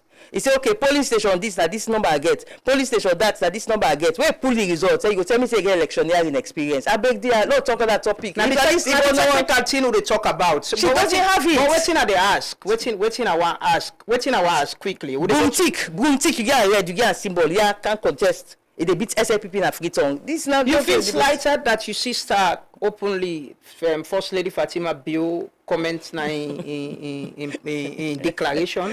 I have no comments on that. I'm sorry. Why not? I don't want to talk on that. Not the one thing I go talk. I don't want to comment on it. You know, only your sister feel offended. I don't want to comment on it. I mean, next question, please. No, but I still they ask you this question because what you make they ask you, there was a time where you post on your Facebook page say, you know, there's this shield and the shield don't come out. Is it Fatima Bio? The shield will be the protect, is it President Bio or the government? Where you not mentioning name, but you spoke about a shield where not there again. Me? Shield? Yeah, you know, there was a statement where I think it was after the birthday issue. You wrote something about you not being. No, I've never done that. No, right? I go look for the next thing I do, I'm there. Because listen, I'll tell you something. After the birthday. Therefore, listen, when you get somebody like me in your studio, make sure that you get facts. That is what I would like to ask you the question now. Your relationship with First Lady Fatima Bio. It come bad after the birthday. With relationship bad? No, I'm asking. You came out open and say you not feel happy that. I don't say so. What do you say? After the birthday? No. Like, after the birthday, when you wish me happy birthday. You be happy. She did. What she did not do was to wish me happy birthday publicly. Now, that is what I'm asking about. She wished me happy birthday. No, let's get something clear. Not of us say Fatima not wish me happy birthday. In fact, it is so interesting that I was in Trinidad and Tobago on holidays for my birthday, and she was in America. And she's one of the first people who wished me happy birthday on that day. So not to say Fatima not wish me happy birthday. Let me land. Okay, go ahead, dog. Not to say Fatima not wish me happy birthday. She definitely wished me happy birthday. That day they said, we engaged for a long time. See, they provoke all the tell and say, oh, because that was the day I was to meet female members of parliament in Trinidad and Tobago. So I tell and say, you sister, today a tough day, they meet the highest ranking female politicians in Trinidad and Tobago. So it's not like she didn't wish me happy birthday. She did. She was very special on that day. Called me. But what happened since we reconciled? Every single year, she would go on her Facebook page and wish me happy birthday publicly. She did it in 2022. She did it in 2023. She did it in 2024. Now, she did not do it in 2025. And immediately I realized, because you have to understand that prior to that, she had been under tremendous stress in her party. You see, someone like Dr. Sama Bania would write about my relationship with Fatima in a very negative manner. You would see the current chief minister's people, he has this, his media people, they would attack my relationship. You see, the chief minister would go on the air and talk, pull int about me and Fatima's again. And so I realized she was under tremendous stress within her party.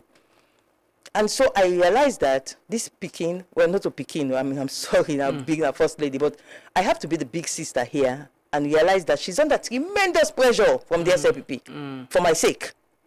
Because for Fatima not for wish me happy birthday publicly, it is the pressure from the SLPP. And you took that personal? I'm not taking personal. People misunderstood it. I posted, in fact, if people look, I said, God bless you, because I understood what was happening. If you can look at what I posted, now people they can just want to misinterpret what I say. I say, wish me happy birthday. God bless you. Because now they say you misinterpret or misread what. No, let me learn. So let me use this opportunity now to tell people. I'm not vexed because Fatima not wish me happy birthday publicly. I feel am for him because I realize that the stress when party they put on him is so tremendous that she doesn't deserve this. If you even look at what I wrote, I say, God bless you. Because I understood where she was coming from.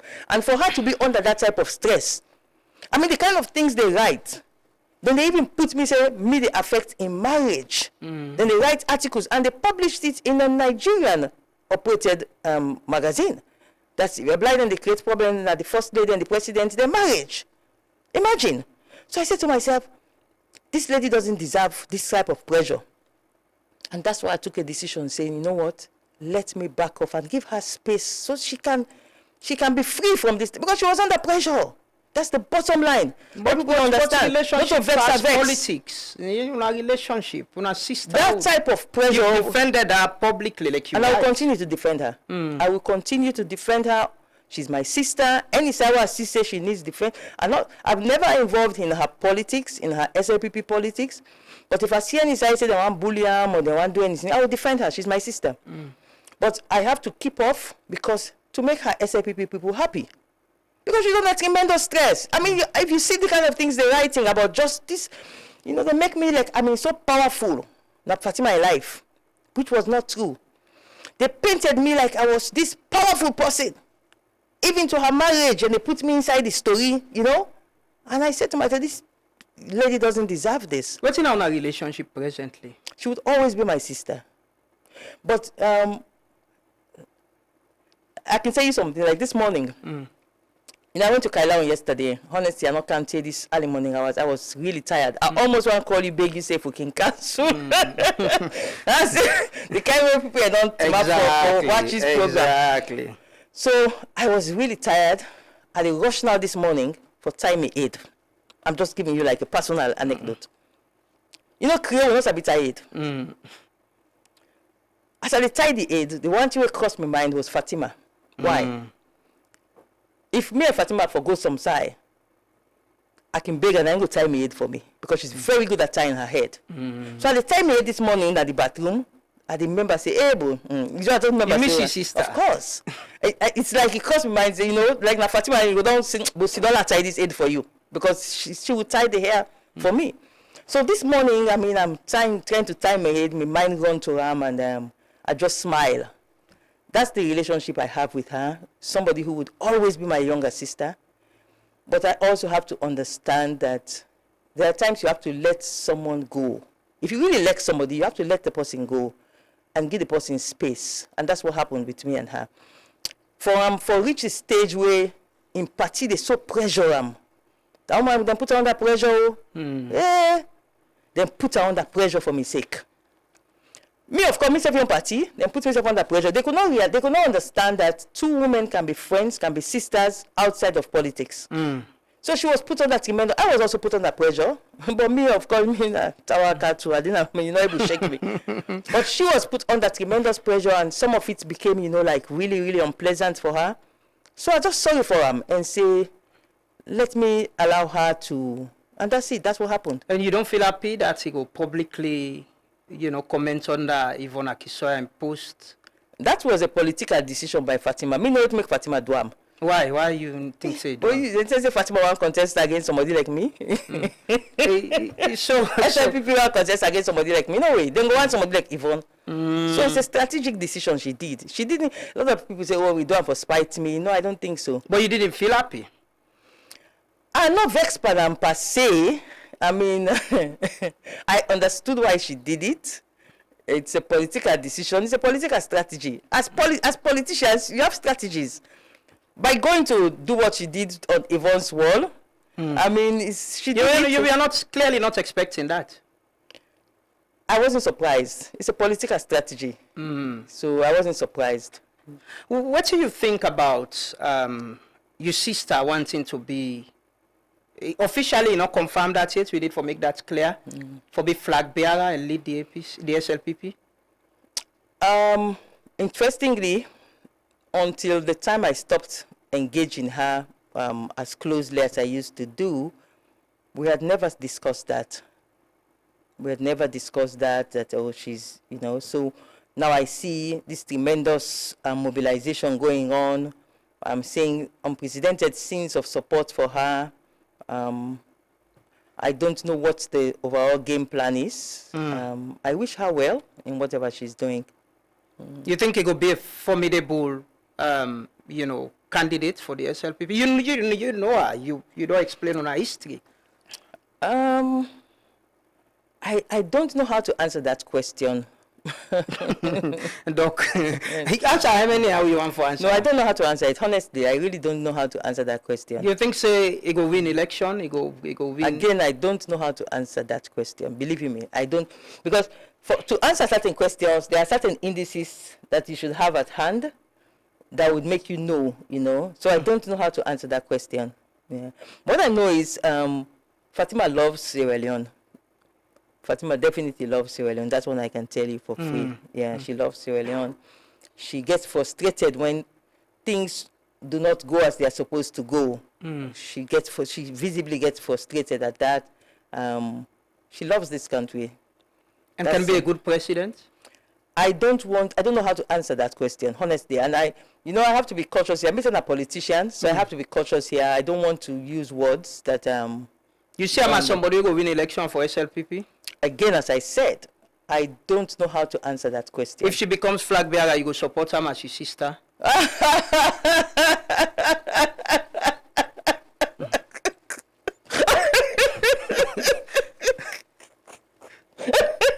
Look, my sister, you go support her?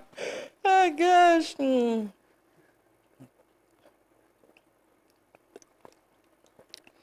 There is a clause in the APC constitution. It's a very strict clause.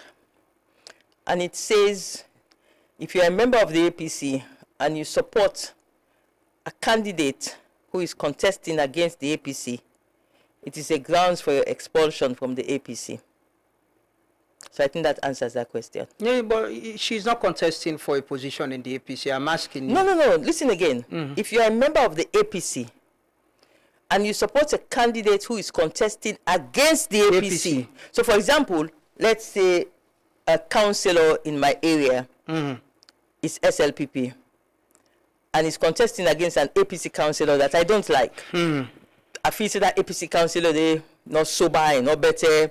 The SLPP councillor, I feel to say that the best person for the area. The party constitution says if I come out visibly to support the SLPP councillor against the APC councillor in my ward, I'm giving as low as that level, I can be expelled for the APC for that. So that's the answer. So let me talk about your ambition.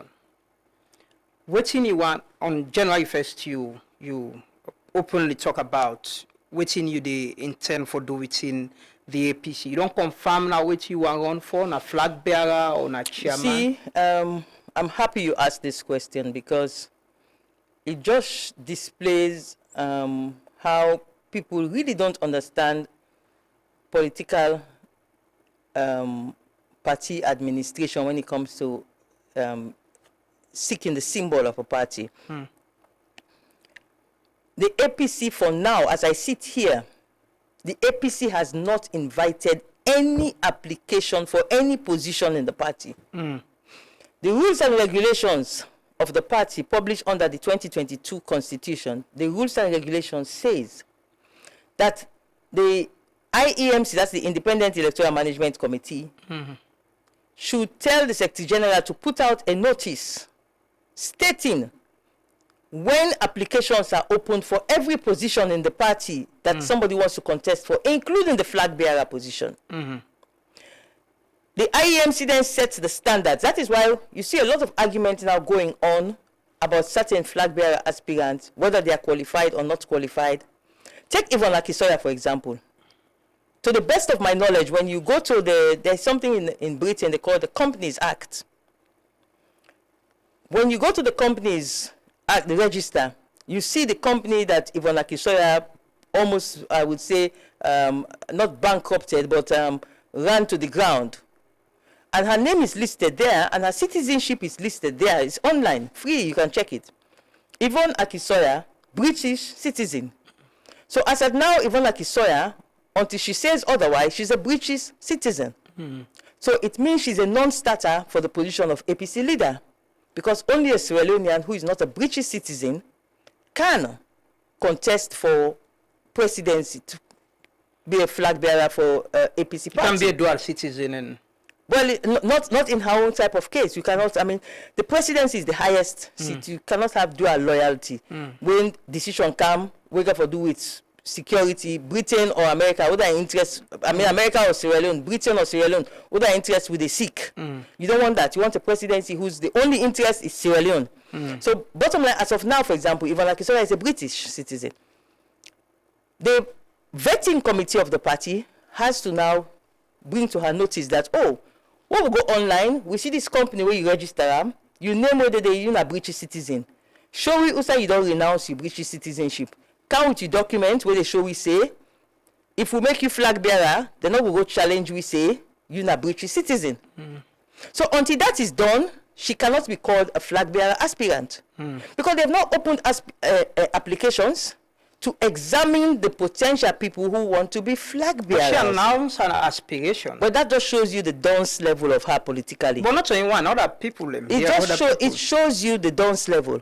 Because you can announce your intention. Jagaban as well, you met with him. You advise him? Jagaban is a wonderful person who was strong enough as a man to stand up in this country and tell his supporters, not in my name, don't go after any woman using gender-based insults. For that, I would always praise him as a wonderful politician who had the strength of character to stand up. I don't see no man yet in this political game we don't do. Only Jagaban. Even when they say, oh, this is that, he is the only one who has issued a statement to defend the women of Sierra Leone, that if a woman comes into the political realm, do not use gender-based, sexually explicit insults against her in my name. That's wonderful. You consider him as one of the flag bearer aspirants? He's an asset to the APC. He has shown leadership in terms of protecting women in politics. And it is on that basis that I invited him for a chat. And I'm impressed with him. I mean, not all things I'm impressed about. I asked him a lot of questions. He answered some of them satisfactorily. Some of them I wasn't convinced. You know, pass your test. Some of them. But most of the answers, in fact, when they asked him some questions, he said to me, he said, Dr. Blyden, he said, when I enter this politics, now you don't grill me past everybody. He said, some of the questions the way they ask me. He said, nobody never asked me that question, because I asked him a lot of questions, you know. But I think for his strength of character to stand in the public space and defend women, he would always, always be someone that I would admire for that. So what do you intend for run for now the APC? Applications have not yet been opened. That's you get intention. You see, now when you land, now when you interrupt me, let me land, please. And for the allow me to land. Applications have not yet been opened under the rules and regulations of the party. The party it is only they meet with. Was it a few days ago? I see that picture. Let the party pull statement back. Let me see the party pull statement, because just last week I wrote to the chairman of the Independent Elections Management Committee. They point out to them. I wrote to the Secretary General. And they point out to them. Say, listen, the rules and regulations say by now, if I don't put out application, call for applications with a deadline. And this is the important point. The rules and regulations say the deadline by which application should be received should be published. So in other words, if I want to be a flag bearer in the APC, they have to publish a call and say by so and so deadline, you for not apply. If you not apply by this deadline, we not consider you with the cutoff. It has not yet been done by the party. They have not yet invited applications under the rules and regulations. So until they invite applications for these positions, all of us are just intending. So I'm looking at all of the positions and I'm waiting for them to do the call. It is after they do the call for applications, I look at the criteria. Then I will decide. Do I want to go for flag bearer? Do I want to go for deputy chairman? Or do I want to stay back and not go for any position? That was my simple statement. Anybody in the commander and tell you, say, in a flag bearer aspirant, na dons, na political dons. She is not an aspirant. You want to be president of Salone? Of course, I've said that since 32 years ago. And could it's my journey, 32 years of my journey. Could this be the time for you? If God says so, yes, why not? What in you they think? What in are your aspiration? What in are your intention? I just stated it. One of my intentions, I said, presidential candidate, or deputy chairman of the party, or I don't go for any position. It all depends on when they put out the call for applications. So a lot of people say to me, oh, well, you have not made up your mind yet. Yeah. How can I make up my mind when the application has not... So you want to look for who you qualify or who you go get some easy? You have to look at, exactly. You know, you have to be a smart politician. They not tell you yet what they want. Because they have to, for example, I just give you an example of somebody who's a British citizen. Is that kind of person they go and pass around, they say in a flag bearer aspirant, so in a British citizen, automatically you are disqualified. So I'm not a fool to go and start saying I'm going for presidential candidates. Well, I don't see the call for application yet for presidential candidates. I hope you are getting me. I hope listeners are getting me. The party has not yet put out a call for applications for vetting of our candidates. It is only after they vet to themselves. They say these are the criteria the person for count with. If I can show we say in a citizen, if I can show we say if financially stable, if I can show we say not no criminal records, if I can show all of these things, they will have to come and show you. Then you look through it and you say, okay, yes, bingo, I can go for presidential candidates. Or bingo, I can go for deputy chairman. But for now, these are all intentions. But the public expect you for one for any of them two positions, and they? Yes, that's what I said. But I have to wait until the party puts out a call for applications. They have not put out a call for applications. So all I have to do now is to just engage people quietly until they put out a call for applications. So you don't engage right now, or you don't campaign? When are political? No, not campaigning. No, but you don't engage. You don't engage delegates them, potential delegates? Or? You see, politics is a strategy. A lot of people, I can look the number inside APC where then they pass, get a big crowd, cook boku, eat, serve boku rum, say they're popular, and I just look at them and I laugh. That's not how you play politics. I have my strategies, I have my plans, the way I do politics is different from the way some people are doing it. I believe that when the party puts out the call for applications, I will look at it. Go through the vetting, because they are sitting amongst themselves now and put what and what and what. Because if you look at the constitution of the party, it tells you the person has to fit within the laws of Sierra Leone. Waiting at the laws them, where Sierra Leone say for make somebody be president of Sierra Leone. That person therefore fits within their laws then they. So the party now therefore makes sure say then puts out to we the members then say, una one come forward as flag bearer aspirant, as chairman, as deputy chairman, as secretary general, as whatever position. These are the criteria. Then you can look the criteria and you decide, so, oh yes, yeah, I can go now for presidential candidate. But they not put out nothing yet. Then they go and pass up and down, say, you know, flag bearer aspirant. What do you think about the people that we don't come out, we don't show interest, for be flag bearer within the APC? In Boku. What are your assessment of them? You think we're gonna get the quality for as a party for put a candidate to go win the 2028 election? Oh yeah, most definitely, yeah. Any one day where you want name? Not really. What you think has been the strength of the APC? There was a time where I see you post about how the APC itself, the leadership or so, don't make themselves relevant even in opposition. What do you don't think about the democratic process within the APC itself? You think, somebody like you could get a level playing field for contest for any position if you want? Me not possible. Very difficult for make give me level playing field if I want level playing field. Everybody go get? No, hold on.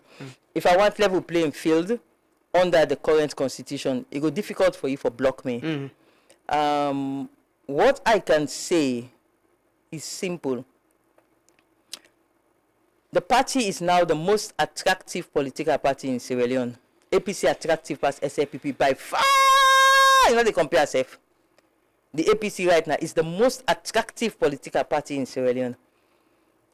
So definitely when a party is that attractive, you have a lot of people who would want to use the opportunity to come on board and just use the attractiveness of the party to advance themselves. The party has to be very careful that the attractiveness of the party doesn't get the party thrown by the wayside. Because a party is built on ideology. A party is built on institutional memory. If you make the mistake of allowing the institutional memory of the party to be lost in the process of changing the leadership, you might end up having a party that is not really a party. Because a party without ideology is not a party. A party without institutional memory is not a party. So for me, I would want us to make sure we have a presidential candidate who not only has the institutional memory, I have institutional memory that can go way back. Yeah, campaign The APC's institutional memory. I have institutional memory that goes way back into the 70s, into the 60s. I can tell you a lot of things about the All People's Congress. I can preach to the young people about the All People's Congress. I can show you the legacies of Shekhar Stevens. I can show you the legacy of Joseph Saidu Momo, and I can show you to be proud of these people. I can get the young Sierra Leoneans to know that these people served and left legacies. Of course, Ernest Bai Koroma left a fantastic legacy. That is a fact. I can also be proud of that legacy. We have to be careful that whosoever becomes the flag bearer, in other words, holding the flag of the party, is somebody who would be proud of Shekhar Stevens, proud of Joseph Saidu Momo, proud of Ernest Bai Koroma as president. Not only this, what he don't turn himself as opposition leader, but what he did as president. We have to be proud of his legacy as president, proud of Shekhar Stevens' legacy. Whosoever is the flag bearer has to be proud of those people. If the person cannot be proud of those people, if the person cannot be proud of the forefathers, the sacrifices of the forefathers, S.I. Koroma, C.A. Kamaratelo, and all of these wonderful people who stood firm to bring to being the All People's Congress, if the person cannot be proud of that, of those our forefathers, such a person should not be given the leadership of the APC. So I know the vetting process and the messaging that we give to our people is going to hopefully ensure that it is somebody who would keep, because it's not could that be you? Of course. I have all the potentials to be a fantastic presidential candidate for the All People's Congress. You and you can win election? Without a doubt. Which kind of president you go be if you? Which kind of president you? I will win election first round. You know the sweat safe. If you say people then inside SIPP then full, all of us as I talk so then begin they go, they support Yvonne. Oh Yvonne. All of us Yvonne. They know my weight. Apart from Yvonne, who do I think say a strong contender? No, I mean in terms of the woman. You see all of a sudden as I talk so you see them begin one now they let me countenance Yvonne. Let me watch herself. Because what they want to do now is like, Sylvia will enter inside. Which kind of president you go be if you become president of Salone? A president that the people of Sierra Leone can count on in times of their need. Then we count on and say it will take a decision when the decision winner for the betterment of the common good at all times. Because that is the critical thing about leadership. The president has to love his people at all times. You for so love the people that you for almost get sleepless night where you see people and they suffer for any reason at all. It should always be the people first. And I don't prove that this country. For me, it is always the common good first. My own selfish interest is secondary. So I believe I will be the president who the people, then they go sleep. They don't say, but once now Dr. Blyden are president, to go we pick and they go school. We pick they must eat. We left them, nobody not going to go harass them. We daughters then go safe. They will go sleep, rest assured on that. That assurance they have it. And most importantly, they will know that Dr. Blyden not go ever thief their money. They will know that, say, the one who will show off money, Sylvia Blyden and corruption not to the same. Then they will cocksure say no corrupt. You sure of becoming president of this country? If I wasn't sure, why would I be saying I have that aspiration? If I wasn't sure. Is that happening soon? At God's given time, it will happen. At God's given time. I see you share the photo there. Let me just see them. One day where, you dress like a military person. Simon, can you put it up, Commander-in-Chief. Commander-in-Chief. This other one. Where the other one? Show the other one, please. Show the other one, and there is another, this one as well.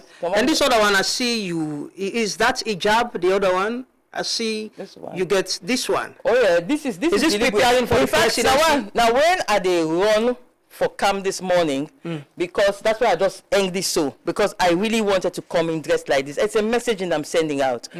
It has come to my attention in recent times that some of our Sierra Leone sisters are facing discrimination because of their mode of dressing. And to me, it is like one of the ways I can show solidarity with them is I also put on a hijab. I also show that this doesn't mean that the person should be feared.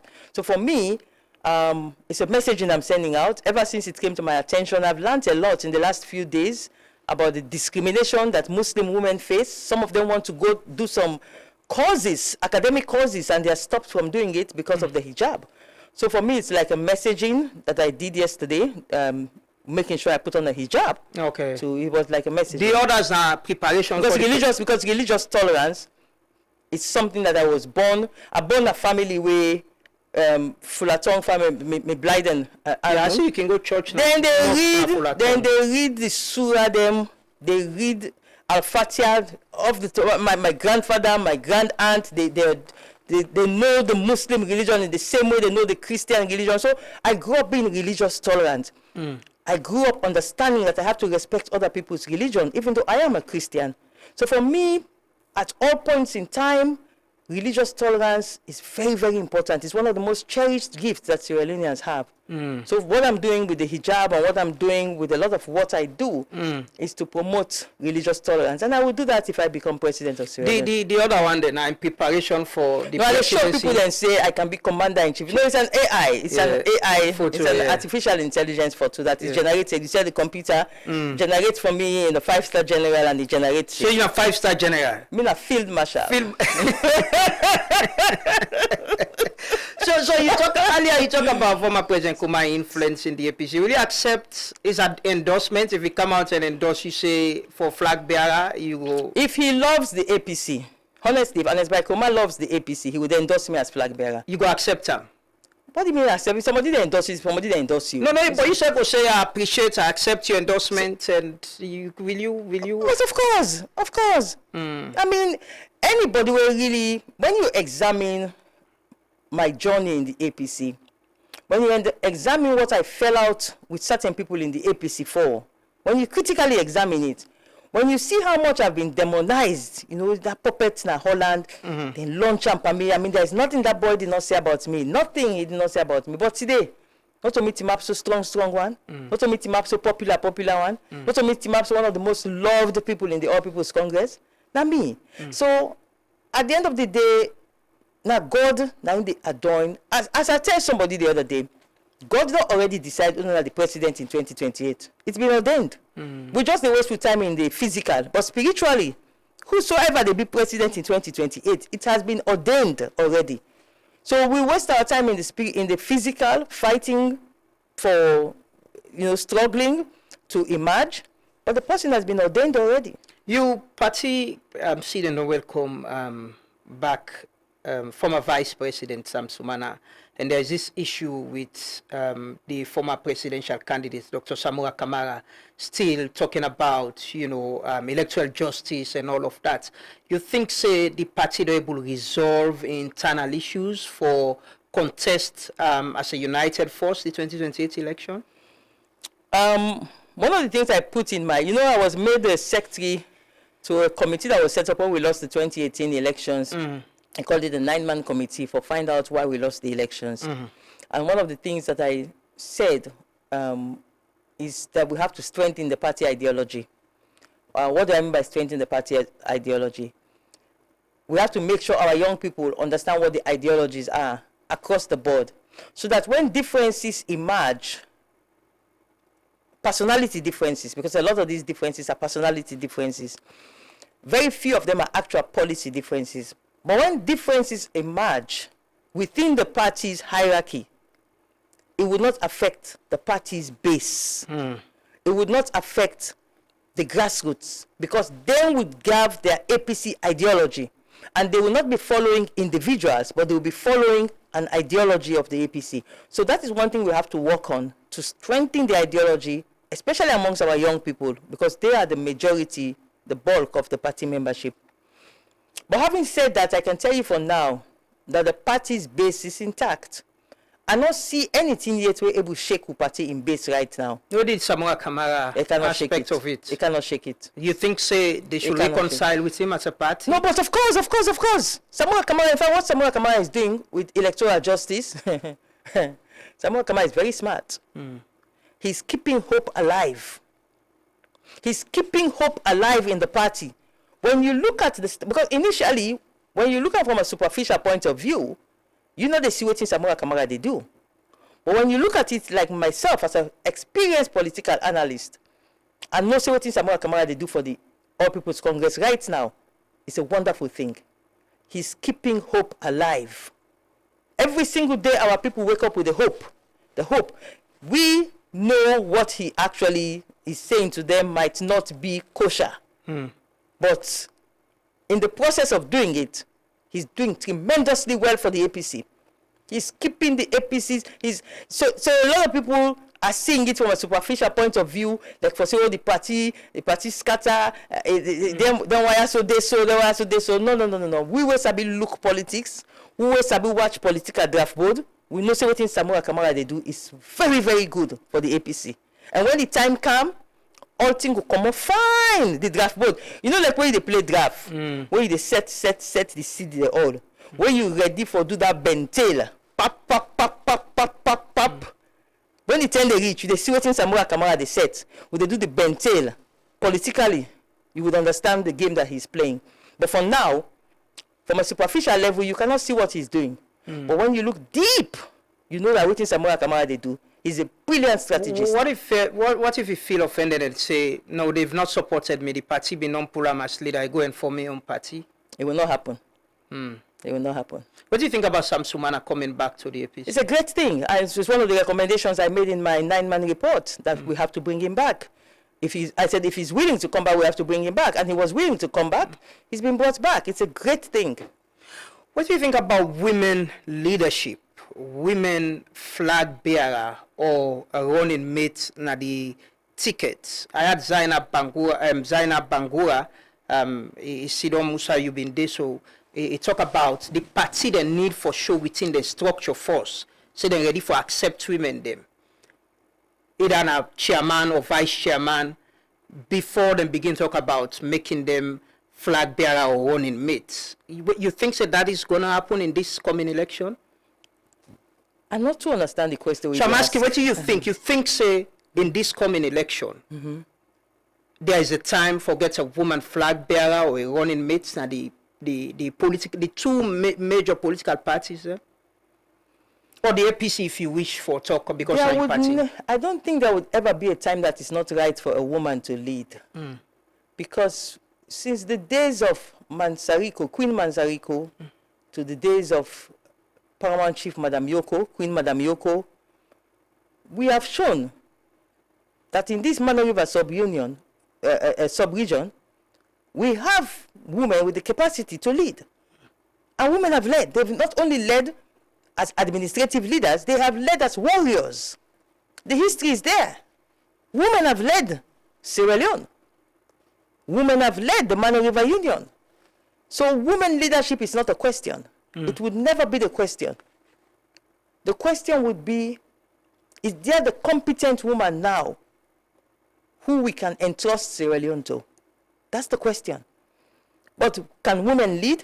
Of course women can lead. So I'm asking, at this time now, there is you, there is Yvonne, there is Zainab Sharif. Even a non-starter, but not they call nobody call now woman them. Then not they call comedy, bro. No, if you want me to take you serious, no, can it for us? No, you can't call comedian name. But she's a woman. You know, you don't expect other woman then aspiration. You call comedian name. No, but you don't expect other woman. No, but you can't call a comedian. You say. No, but Zainab Sharif is a Salone. If she's qualified. Don't call comedian, bro. No, but I'm asking you. What thing they ask you now? With you, with Yvonne, there's Zainab Sharif. We don't push say. The political parties then for put woman in 2028. You think say this time we will get woman flag bearer or running mates na the tickets of the political party? I cannot think. What I can say is that there is never a time that is not right for a woman to be a leader in Sierra Leone. You think the time is now? It's going to happen now? Let me rephrase the question. Okay. You think it is going to happen at the 2028 election? the time was yesterday, the time is today, the time is tomorrow. The time would always be right for a woman to be. Let me land. The time would. I don't want us to restrict ourselves to a limited time frame. As far as I'm concerned, the women of Sierra Leone have produced women leaders in the past, from centuries back on to date. We have had powerful women who we believe led as not only administrative leaders but as warriors. Now, as it is right now, I consider myself as somebody who can lead Sierra Leone, who can be president of Sierra Leone, and effectively and courageously lead Sierra Leone as a woman. Whether the time is now, whether the time was yesterday, whether the time is tomorrow, there would always be the correct time for a woman to be president of Sierra Leone. If it's not you and there is another woman, will you support that woman? If she's competent, if you're not a thief, if you're not corrupt, if, for example, they say you finance officer, we for transfer and give you new finance officer. You begin holla all kind noise. No, my finance officer cannot go. My finance officer cannot go. My finance officer should stay. You get us suspicious because we begin to say, hey, what if the finance officer died tomorrow, God forbid? What would you do? Why are you making so much noise? Say your finance officer not for go. That type of person is a corrupt person. You begin suspect, say, this something they up to now. You continuously accuse Yvonne of so many things. No, I didn't call Yvonne's name. So if you don't go to Yvonne now. Now Yvonne come out openly and complain about finance officer. But I deliberately did not call her name here. I'm just Will you telling support Yvonne if you be flag bearer of APC? Astaghfirullah. Why not? Not possible. Tifuman like Yvonne? But you keep accusing her. You I don't produce evidence so many times. But you can vex where people if they lie for me, Yvonne not lie, they lie for her. You're saying I know they lie for Yvonne. No, if you get evidence against Yvonne, say it. Why you not can go ACC? Why you can't go ACC? Then they have so much information. They use their discretion not to push. The best they did was ask her to pay back money that she took. That's the best the ACC could do. It's clear. It seems like you have personal issue with Yvonne. No. There is the personal, definitely. But with the talking about policy, if you there as head of an institution, not only you position for change the administrative officers, the woman in position for change administrative officers say the finance officer with the transfer them. You business have to say, okay, make sure say the new finance officer will come, he competent too. But you begin the hollers, say no, not for change the finance officer. The first thing that happen is suspicion.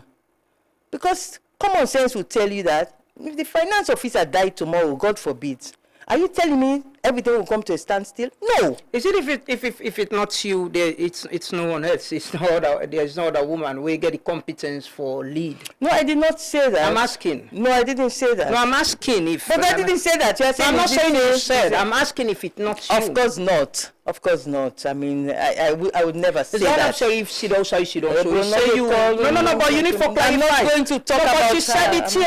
I'm not going to talk about. No, you know what? There are some things that are infra dignitatem. There are some things that are beneath my dignity to comment on. No, but you're saying other woman not get dignity for you respect to her? No, it is beneath my dignity. But she's another woman. She's a woman. No, you have to listen. It is beneath my dignity to respond in a back and forth manner. No, you're not responding in the back and forth. I'm asking you to clarify. She said here, he said you're not competent for be president or leader at this and I am repeating, it is beneath my dignity. Do you agree with her? It is beneath my dignity to reply to that question. I will never reply to that question. Why? Never. Why? Because I get dignity past that. It is beneath my dignity. I will never reply to that question. Are you talking down on another woman? I am telling you, I know my own dignity level. There are levels. It will be infra-dig for me to reply to that. I will not. Move to the next question, please. So you're not responding to the claim she made? I will never respond to it. Never. Yeah, but you don't call me colleague then go na liberty. You don't say colleague. You colleague them credible. You colleague them the international community recognizes them. They've given them huge grants. They are supposed to be credible journalists. They are registered by the Independent Media Commission. So these are not fake people. These are credible media institutions where for know they're left from the right. That kind of person, they compare her to some kind of element that is beneath my dignity. So them now, Doc, you're talking law on another woman. You talking... everybody forgets status. No, but let me ask you something. No, but you can't describe another woman that way. Oh, describe them. Beneath your level. Answer that kind of question, it's beneath my level. You don't appreciate that she's another woman we get expect. No, it has nothing family. to do with woman, or there are men also who are beneath my dignity. I will never reply to them. There are certain things you have to set. So why you don't take Liberty go IMC? Because they are at my dignity. They are IMC registered. They are IMC registered. They have received huge recognition internationally and locally. So they are credible. So when you are credible, it comes with responsibilities. Why not go and react to the allegations or whatever statement is made about you? Because it is beneath my dignity to do that. That's the point. There are certain things where... So you suppress the media? No. How can I? I'm part of the media. How can I suppress the media? You're taking them to IMC instead of... Is that suppression? No, instead of going to... The IMC have give you rights to reply. Why didn't you go and reply? The IMC Act... The IMC Act, you get rights to reply. No. If you respect the media house and you feel safe and comfortable to go there, like I feel safe and comfortable to come here. That's why I'm here. If I wasn't safe, if I didn't feel comfortable to be here, I would never come here. So the IMC Act doesn't say by force you forgo it. No. It's an option. If you want to, you can come.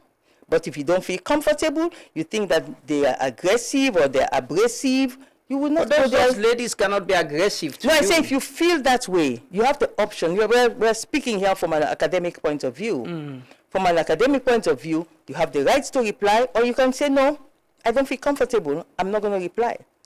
It's beneath my dignity to do that. My dignity is well above. You see, all human beings, you have to get what is called self-esteem. Self-esteem, self-respect. There are certain things that are beneath your dignity. Don't ever go down to that level. Like you, for example, they walk on the street. One Christmas come. Amadu Kalo can get debate. You say go to back, say, okay, now when a human being, you want to debate with me, so let me and this Christmas Lord to map debate. You to map on the streets and the Christmas Lord debate. It's beneath your dignity. You will never do it. But they always challenge you. There is no proof that na Chris person. No, I'm not saying Chris. I'm giving you an example. No, but the example is different from what's happening. You know, no. Maybe I know somebody will get mental issues. All human beings, you forget self-esteem. You forget self-dignity. You forget certain dignity. Do you appreciate people who challenge you? Who challenge you? We don't see that the whole time. You don't see that the whole time they challenge me. Yeah, people always disagree with you. But you don't see that from this morning they disagree with you. I appreciate when people disagree with you fairly and challenge things and what you stand for. I think you've done that from this morning, Wakaya. That you don't. Yeah, no, I'm asking other women too. Other women. To me, I don't quite get what you're asking.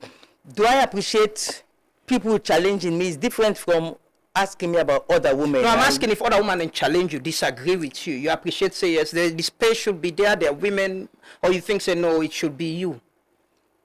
I don't know what you are asking. I think I've already... They make this thing difficult. Well, you make it difficult. No, you don't answer questions. Then nobody ask you why you be direct. But you're making things difficult. Because you ask me the one question, I answer, you reverse, you come back, you ask the same question. Sometimes you don't get the right answer. Well, go no more. Finally, as we conclude this conversation, I want to ask you, I remember I asked you some time ago, while being the in our seats, I asked you for assess President Bill. You said it was coming to 2023 elections then. You want to wait after the election and see the outcome of them. Something like that, where you're not being given fair, like clear assessment. But you're into in final term now, let's say, in final term and some years remaining. What's your assessment of in leadership and governance? I don't recall the conversation that you are now speaking about. I wish I did, so that I could know the context within which I gave that type of response. I actually don't recall that response. But what I can say is that I would prefer to wait. He's not going to be a contestant in any elections I am going to be contesting against him, because this is his last term. He's not contesting in 2028. So I would prefer to wait until he finishes his tenure, and then we do a proper analysis of him at that time. But you're very influential. People follow you and listen to you. What do you think about in fight against corruption, in discipline, lawlessness and people the way they appoint the GWE Act, there's the Gender and Women's Empowerment Act, and all of that. What if or she, as it's quite, governance is quite an expansive sector. No way, not the way that kind of expansive sector they are going to analyze them for you inside this studio today. If I look at the whole day, I'm not able to analyze the governance style of any sitting president within one day because it's too broad. It's too broad. There are positives. He's one of the people who don't come close to Shaka Stevens in terms of international recognition, because Shaka Stevens' international recognition from taking us to the UN Security Council, being ECOWAS chairman, these types of international recognitions that Shaka Stevens had done for this country, Julius Maada Bio has come close to doing that type of recognition. So he has his positives, he has his negatives. He's found himself in unfortunate situations which I would not wish for any father to find themselves in, where you have a daughter who gets entangled into this drugs issue that is now floating. I feel sorry for him, really, to be honest, that he finds himself in this situation now where the whole world is talking about him being the father-in-law of a drug lord, and it negates his international image that he had tried to build to the level that he had built it. That's like on the international level. And there's a lot of things you can analyze around him that are both negative and positives, but we'll spend the whole day here. In terms of national cohesion, and bringing the nation together, thing we don't talk about repeatedly. You think he's done enough to do that as the leader, the president? If you look at his leadership of the SLPP, he has encouraged a lot of divisiveness between the SLPP and the APC. I told you, for example, here about the way the First Lady was harangued for my sake, for no other reason than the fact that I am APC. So she was, I believe he could have, as the leader of the SLPP, he could have called Samabania. He could have called the chief minister and their acolytes and said to them, listen, this woman is my wife. This lady is her sister. They have a sisterhood relationship that goes beyond politics.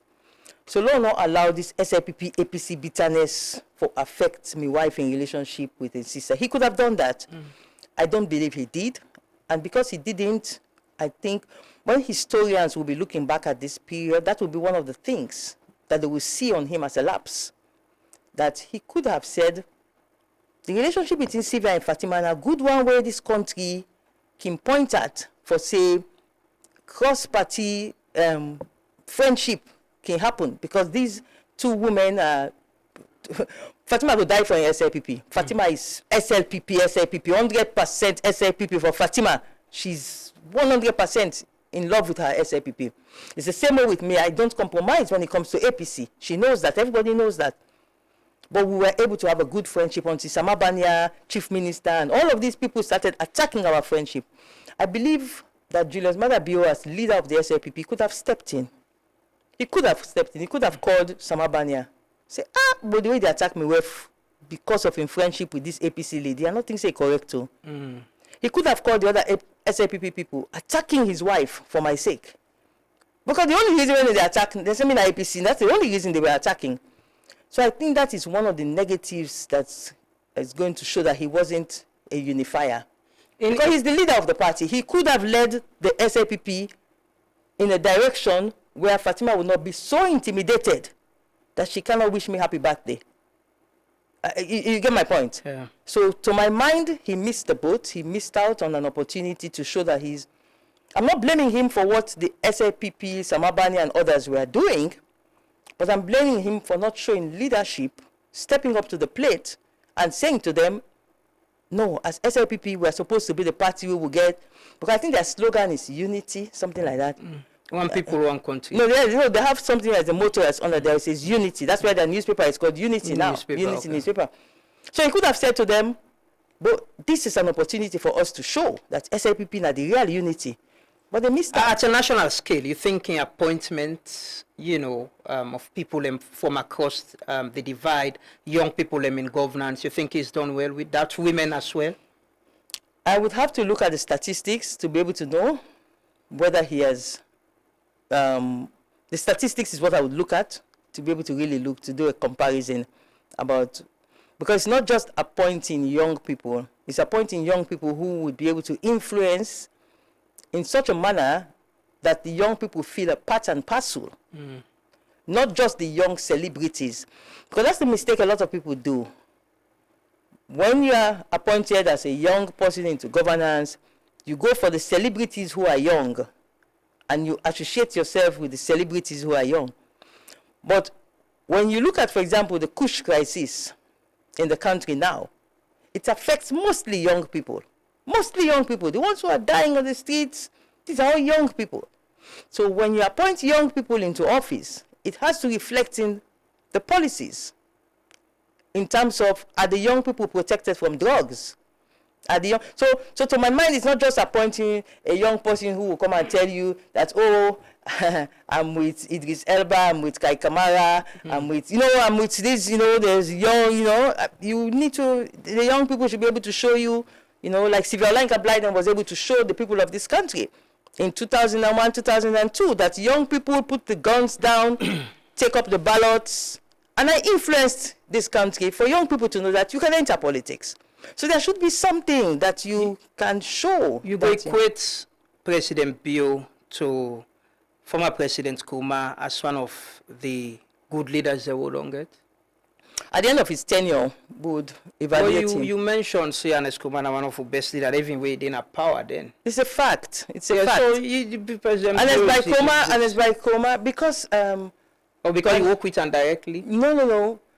Ernest by Kuma had his negatives, he had his downsides. I mean, the mismanagement of the Ebola, for example, is one of his downsides.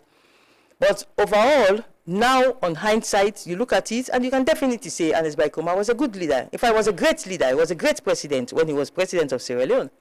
He messed himself up after he was no longer president. But during his tenure, you can look at it. So let's wait for Julius Maada Bio, and on hindsight, would do the evaluation for him. What are you hope for Salone? What's your hope? Say, what are the hope you get for this country as somebody we get intention for be president of this country? Well, obviously, the first hope would be that my fellow citizens would see the potential in me for make me be the president. That would be the first hope, because the minute they make me their president, they know, say, this is somebody who would provide solutions. I mean, actual solutions, because I have it. I have seen one of the major issues in Sierra Leone today is the way the budget is spread and the way the revenue is generated. I have seen how easy it is to actually rethink our financial budget allocations. I have seen what caused the problem, which I won't, because it's very long to explain here. But I have seen what caused the problem, what has caused the WAP in the way funds are allocated. I have seen where the problem is. And I know I can restructure the reallocation of funding across Sierra Leone so that, one, the social issues, like, for example, education and health, which are key. Because one thing about President Julius Maada Bio is he has a vision. You can see it. There's a vision there for education. There's a vision, he knows, he can see it for human capital development. You can see that this man, when he speaks, if you listen, he's not a good speaker. He doesn't speak very well. He's not an eloquent orator. But even with that lapse in his speech, you can see and you can hear that he means well. It's just that he cannot implement his vision into reality. I can implement my own vision because I know what the issues are that Julius Maada Bio cannot see, that I have seen. And if I am made president, I'll be able to restructure the budgetary allocations so that we can readjust and get our people back to get the proper social services that they are supposed to get. How your cabinet going to look like? Well, I don't know what type of question that is, because maybe you want to hone down to some specifics. If you be president, how you cabinet good? It's just straightforward. How? No, well, yeah, it's not as straightforward as you think. What do you mean? Which kind of people are you go get in your cabinet? One thing I would love to have in a cabinet is a few people, not all of them, but a few people were brave enough to challenge me. We're not afraid me. I would want those type of people in my cabinet. We're not afraid. We don't mind for look me and say, Madam President, this thing where you put on, so this does not make sense, so it not make sense. I would want those type of people. Because the minute, the way you start to fail is when everybody around you is so loyal to you. They love you so much. They don't want to hurt your feelings. Because that happens. I mean, I've worked at State House. I've worked at the presidency. I've seen it. And not just in Sierra Leone. I've seen the presidency at work in other countries at the highest level. So I have seen what happens. They can elect the president so much and not hurt him feelings. So they don't mind for can lie to him because they don't want to hurt the person's feelings. Not of us say, nah, devious medium for just no. They don't want to hurt the person's feelings, so they lie. I would want a cabinet where I get a few of them. We're not afraid me. Where they elect me, but the elect no. Then they put the country above that likeness so they get for me. So I'd want a few of such people. Of course, I would want loyalists in the cabinet who are loyal to me. Like Donald Trump now is successful because he makes sure this time he get cabinet. I see you very much believe in Donald Trump. If only we had presidents who elect their country, then citizens, like how Donald Trump elect America and Americans, Africa, 50% of the problem will be solved. Donald Trump loves America. Donald Trump loves the American citizens. Donald Trump wants to protect his people. He wants to see his people thrive. He wants to make America great again. I want to make Sierra Leone great again. If only we can have that mindset, the Donald Trump mindset, where it is America first, Americans first, Americans first. Protect America. Keep my people safe. Close the borders. Make sure bad people do not come in. Criminals do not come in. Make sure we raise funds. We get enough money for our people. Make sure we adjust our budget, unnecessary things, Department of Government Efficiency, we cut off all these unnecessary things and we get, I mean, his ideas, he loves his country. And that's why you will be the Donald Trump type president of Salone. Not really, because he can be, sometimes he's obnoxious, sometimes he overdoes things. I will not go along those lines. But in terms of loving Sierra Leoneans, like Donald Trump loves America, yes, I will. Pandi, aspirant them, the people them win aspirant. You see anybody you go make running mate? I haven't thought along those lines. I haven't thought about along those lines. But within the APC itself, including amongst flag bearers and all, I see quite a lot of potential. There's a lot of potential within the APC party itself. There's a lot of potential, yes. And I would need a running mate. You know, I know this is going to sound a bit interesting, but okay, let me not say what I want to say. No, please say. Please say. The people want to hear. No, no. Part of the transparency. It will be misinterpreted, so I don't want to say what explain in a way it not go be misinterpreted. Talk and a clear one. How possible not go misinterpret? Well, I don't want to say what I want to say. I wanted to say something about the current vice president, but I just you go appoint somebody like him. He's good.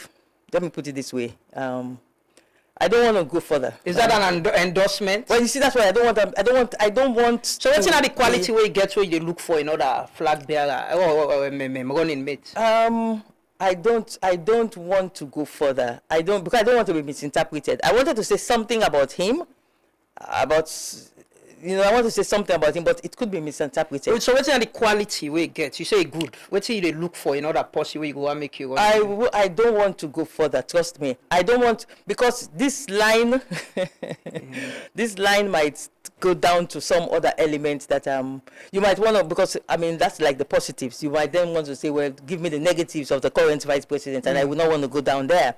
So it is better I don't say it. I wanted to say something, and I realized that if I say it, it might lead to another stage. Which kind of person you go want for make it be your running mate? Loyalty, of course, would be very key, and somebody who respects me, shares my vision for Sierra Leone, would be willing to be at my back for me, and be willing to take a bullet for me in the execution of our mission for Sierra Leone. that's it. I think loyalty and shares the vision. I know the person is there. If I turn bien, I know say my vice president today. If I travel, I know say my vice president today. He's not competing. He or she would not be there to undermine me, to sabotage me, to. I'm not saying that about the current vice president. No, I ask you, the quality then than the way the vice president. No, not at all. I don't want to be quoted on that. I don't want people to open a whole debate on that. But what I would want is someone who is there, shares my vision. And again, I would want somebody who is a bit academic. That is the person who can research. I myself am a researcher, but I would love to have a vice president who is academic, who can research, who is an intellectual, who I can entrust, go do this for me, go do this research for me, lead a team of researchers for me on this issue and come back and guide me about how the nation should move. So I would love a vice president who is an academic. Are all those values in the current vice president? I don't want you to trap me into saying, because if you go along that line, then you would want to ask me about the negatives of the current vice president. So I prefer not to talk about the current vice president, because if you want me to say his positives, you want me to say his negatives. I will ask you, and I don't want you can say them. I prefer not to answer, please. The people and way, I'm sure there are people we don't see, we want to lead the SLPP. You think so you get any strong contender from the SLPP for contest against you in 2028? If I become the APC flag bearer, yeah. I will ask for beats. Then I'll say for free. I'll be very difficult. I don't even see how they're going to beat me. I don't see how SLPP go. What do you think about the chief minister? What do you think about the chief minister?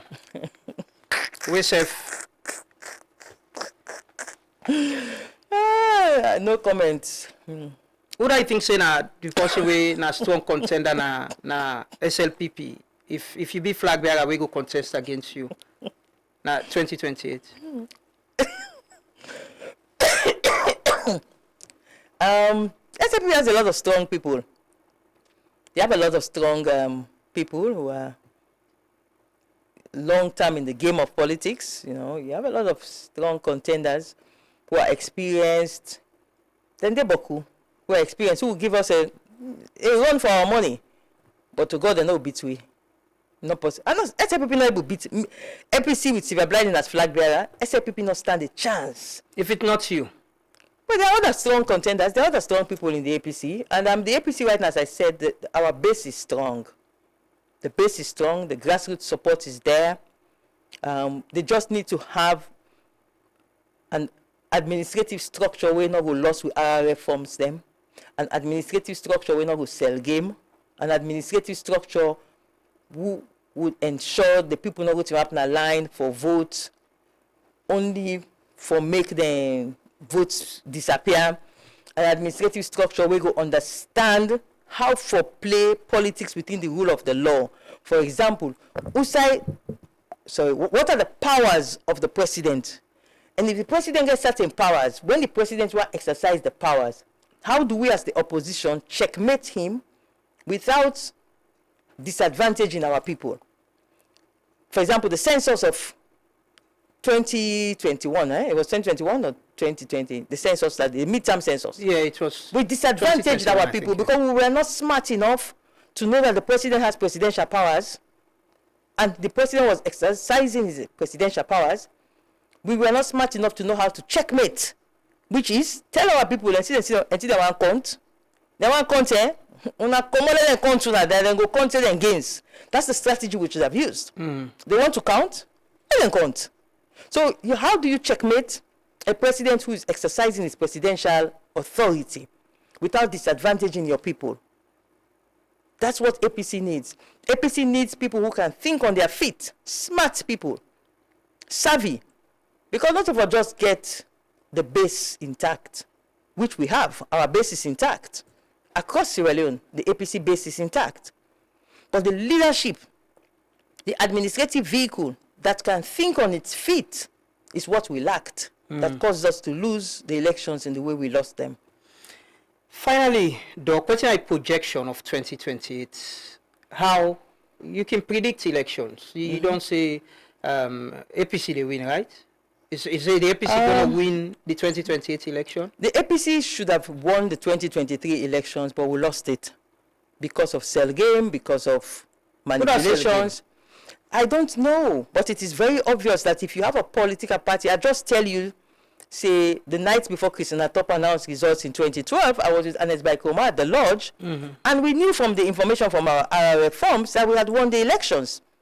Because that the technical information, the technical backup was there, we knew we had won the elections. We were just waiting to know the figure. But we don't pass the 55% mark. As we don't reach that 55% mark, you know, say, this election, we don't win.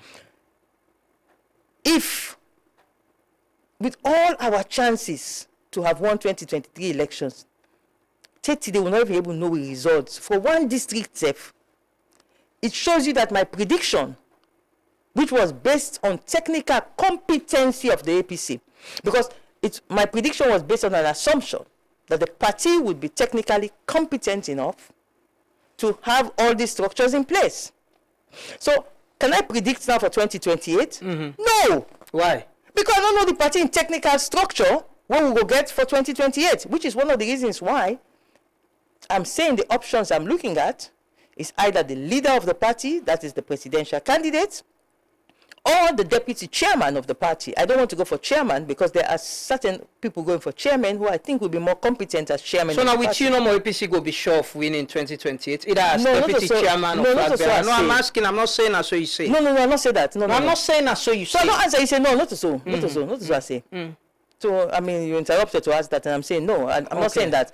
I am saying I cannot predict, because in 2023, when I predicted, I was very sure that we would win the elections. When I predicted for the 2023 election, I think the prediction was in 2021. When I made the predictions, because looking at all the indices back then, we were going to win the elections. But now we realize that there was no technical support in place. There was no strategic thinker. We, when are the good player them, where we not fit for vest, we go sit on our bench. Because we sit on our bench, the one that were not a good player, they're going to the field. Then beat we good dirty beat at the field. Because the good player them, when not the fit for vest, me I know the fit for vest. I know my potential, I know what I can offer to the APC. A lot of people know what I can offer to the APC. And if the APC wants to use what I can offer, I'm here. Send me, as my brother by Mahmoud Bangura would say, I'm here. But if you can contest for big flag bearer. Of course, I said that, yes. Yes. But definitely, I don't see anything that would inhibit me from contesting for flag bearer and eventually president of Sierra Leone. I don't see anything. And if you lose, you accept whatever the outcome? I will not lose. Okay. You're very sure of winning? Yeah. So you clearly believe, say, you are the flag bearer of the APC? No, I didn't say that. But you sure I'm not that arrogant. No, I say I'm not going to lose the 2028 presidential election. Okay, if you be flag bearer. So God, I'm not going to lose. But you go contest the election. You go for contest for be flag bearer first. I'm waiting for the call for applications. It is based on the call for applications. You know, these people need to understand this. The APC for now will not get flag bearer aspirant because the APC not open up the game yet. The APC not do. The rules and regulations are clear. The constitution is clear. It is only when the APC puts out the notice calling for applications with a deadline, because the notice has to have a deadline. For example, then go put out notice now, for example, then say, all the other one for contest for president, make your application before February 15, 2026. That's what the law says. That's what our rules and regulations says. You have to give them a date, a deadline. If till February 26, you not apply, you're out. All the one that will apply, will fit the fixed criteria, they can proceed. Until that is done, there is no flag bearer aspirant.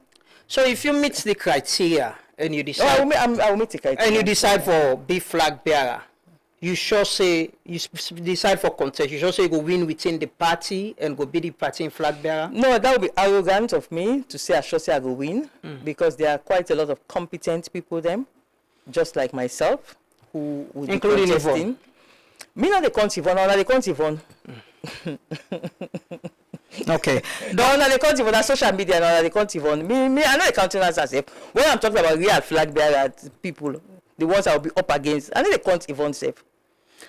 Well, we want to thank you so much for joining us this morning. We don't get a very long conversation. Like I've been telling people, we get conversation where, go stand the test of time as always. It can be a reference point whenever there is conversation about, you go say, Doc always gets, you go say, when I go back to my interview, whether na AY, VSLBC or Truth Media or 98.1, it could be a reference point for we conversation and everything. But, Doc, during the term, we'll pay attention to the fight against drugs now. One person way as well, been pay attention to that fight day. You bring out a lot of information about the budgets where the National Drug Law Enforcement Agency, they receive, they are not funded, and how families and they suffer, and call on government for support them, and government listen and provide the required support. So, they can ring the bell and give a message to young people and government as we still continue for this fight against drugs in this country. Like you say, it affects a lot of young people. We see them every day. We still fight the fights, but the drugs they out there, and people and the way they produce them, where they share them, and young people addicted to them. So I give you the bell. It is a pleasure handing over to you this bell for ring them today.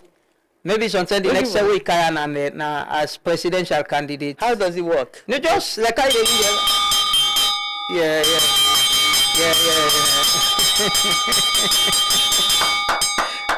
Thank you. You can get the message now. I want to give a message to young people, young Salonians, a message of hope, I think what I go say is that not so much a message of hope, but a message of responsibility. Because we get more young people. Rather ring and on, I can put it on? Yes, you can give me. Okay. You can give me the hand over to me. Yeah, thank you. What I want to give a message of responsibility. We have far more young people who know they take drugs than the way they take drugs. We get more people them who are aware of who that and they sell drugs than the way they sell drugs. So me on call will be a call to the one that way one, not they take drugs. Two, aware of who that and they sell drugs, but no one forget themselves involved because then they're afraid of something. When I see something, for as much as we continue for lose so many young people them to this drugs crisis, will they affect with future? Because when we not get enough manpower, no society will lack enough manpower, they able for advance. This is just common sense. If we not get enough people then we're trained, competent, graduates or technical vocational competency, we not get enough of them for help for administer this country in next generation, will they affect we self.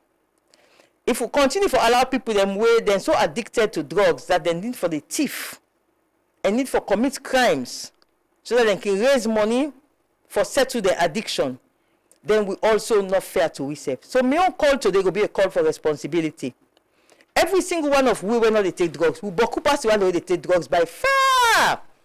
So don't like for say the one way they take drugs and boku pass we know. Especially when the young one them. Una boku pass the one the way they take drugs. Take leadership. Take responsibility.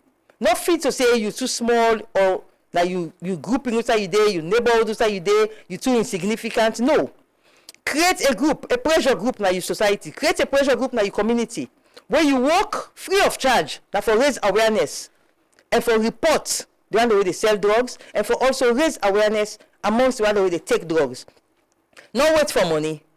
I get so many young people that across this country where then so they inspire me, where then they go out on their own for go do activity in the community about this issue of drugs. But we need more of on board. If we get more young people then come on board, the peer pressure now we change them from instead of people then they feel safe for take drugs because this whole drugs problem is start as a fashion. Yeah. We get people that were powerful women actually talk at one time say kush not a bad thing. Because you know me feel say kush not a bad thing. There's a very influential voice now with society. We go out and stage it map and say kush not a bad thing. Because you know me feel say kush not a bad thing. Because then they take the kush and they put it at this thing and call shisha. Then they give them young graduates, young students, then young man them. Then they enjoy this thing, not knowing how dangerous and devastating the addiction they be. So me they call on una now. Instead of we make her now at something where na a relaxation issue like them they do before for experiment with these drugs. Now make her now a peer pressure. Una the young people them. Una come together, form groups, form associations. They want una only work.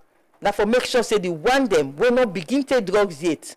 They're not join for take the drugs. I hope I make myself clear. Become responsible citizens. We when they take drugs, we boku pass the one where they take drugs. So we all now wanna come together, create associations, create community neighborhood watch, where una work, now for make sure say the peer pressure now una changer. So that now it becomes fashionable not for take drugs. What made the drug crisis come now because it became fashionable for take shisha and kush. For take Molly and Tramadol. It became fashionable. So now, turn the table. Let it now become fashionable, not for take renting and So that will be my message to you, the young people. Thank you so much, Dr. Blyden. I agree we need to take responsibility in whatever way, wherever we are. If you see you paddy the duam, your brother, you fumble, raise an alarm, help him, lay, get out of him, because it destroy him. We will need to take him with plenty and we will effect change. As a potential president and commander-in-chief, what's in a message to as potential president and commander-in-chief of the armed forces, I go on for tell Sierra Leoneans then say, if I become the commander-in-chief of the armed forces of Sierra Leone, Her Excellency Dr. Sylvia Blyden, Grand Commander of the Republic of Sierra Leone, plus all the other titles that will come with the presidency, I go assure her, say, God don't plan my life trajectory. It has been planned by God. I've been ordained, I've been anointed. Every step of my life, now God don't guide me for this ultimate ambition of becoming president of Sierra Leone. So I've shown I say that same God will don't bring me this far. It will make sure say I succeed when I become the president of Sierra Leone if una believe say I'm worthy of una votes. Una rest assured say the same God will don't bring me this far. He not will left me halfway on the journey. Yeah, God bless you all. Thank you so much, Dr. Sylvia Blyden, OOR, should I say, intending flag bearer of the APC, and hopefully, don't know when APC they get the flag bearer election, but hopefully we declare formally of which anyone for contest for. We will get a conversation on that and which kind leadership people then for expect from as somebody who want be president or deputy chairman of the APC. Thank you so much for joining us this morning. Upon being promised people and say, we're not going to Pamplaba. It's going to be a good conversation. I don't know if I can. Yeah, you can. I really want to repeat this point to people then for understand.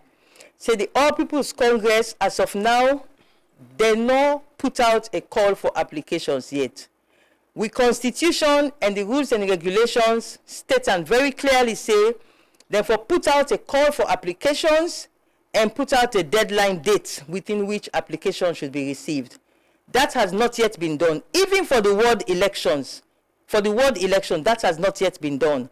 And I don't bring account to the attention of the party that they have to, that if they do not do it, all of us are intending flag bearer aspirants. We are not flag bearer aspirants. We are not chairperson aspirants. We are not even ward chairman aspirants until they put out that notice. So dear, una me APC family then, una self help me for put pressure. Then the National Secretary General and the Independent Elections Management Committee put out the call to application so that we can able look.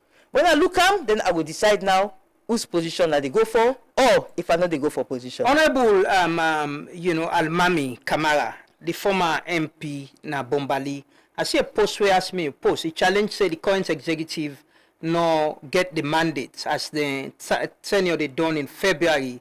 He said them for dissolve them and for set up a committee for conduct the lower level election and the flag bearer election. I not see that post there. Okay. But what you know, the PPRC Act empowers any political party for extending tenure for up to 6 months, but not more than once. So the APC, the current executive was elected 3 years ago next month, in February next month. They will make them 3 years with them tenure for done.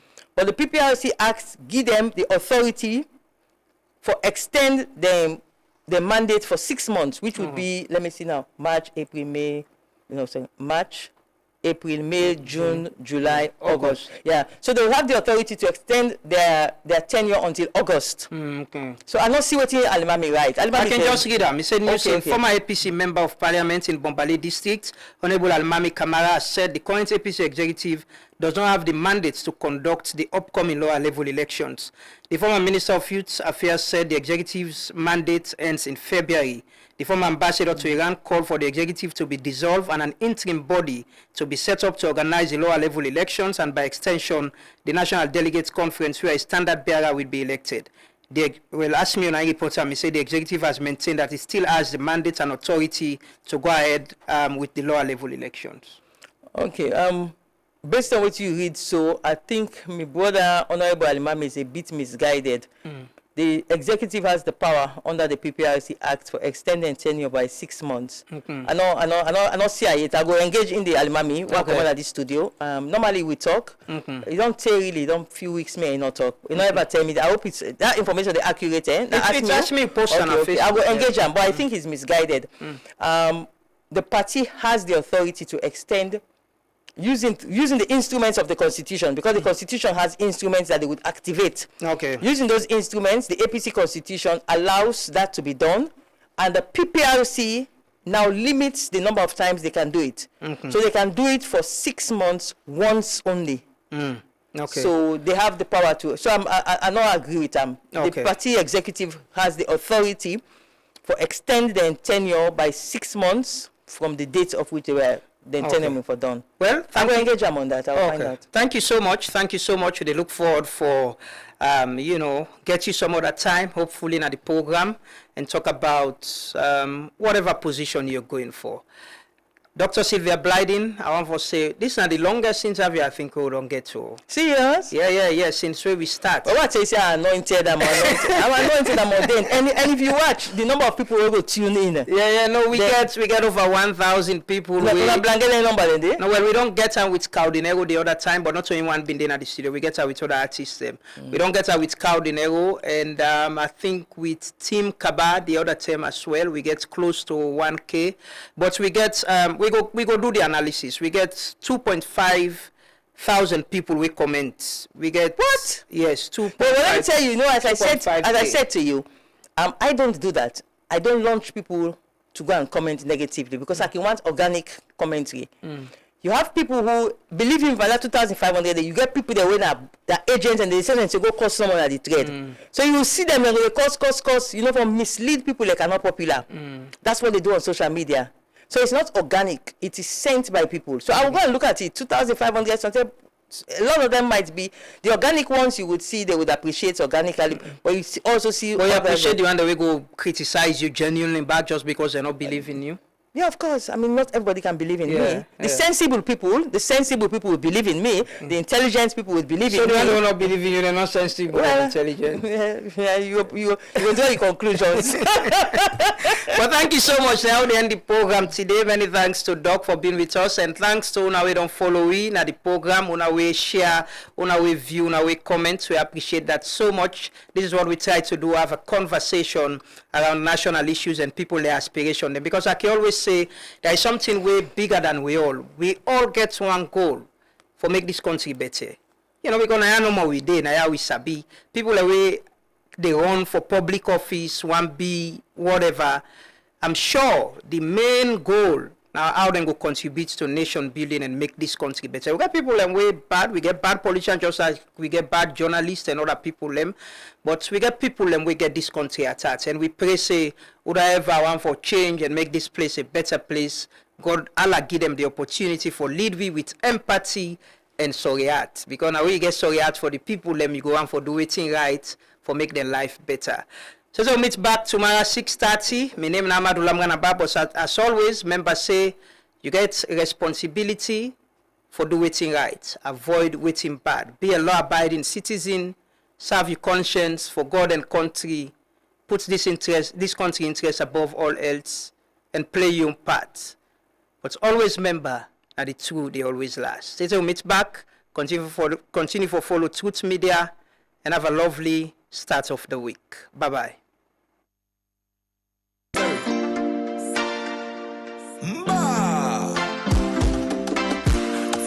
Making the talk, boy, still feel the vibe.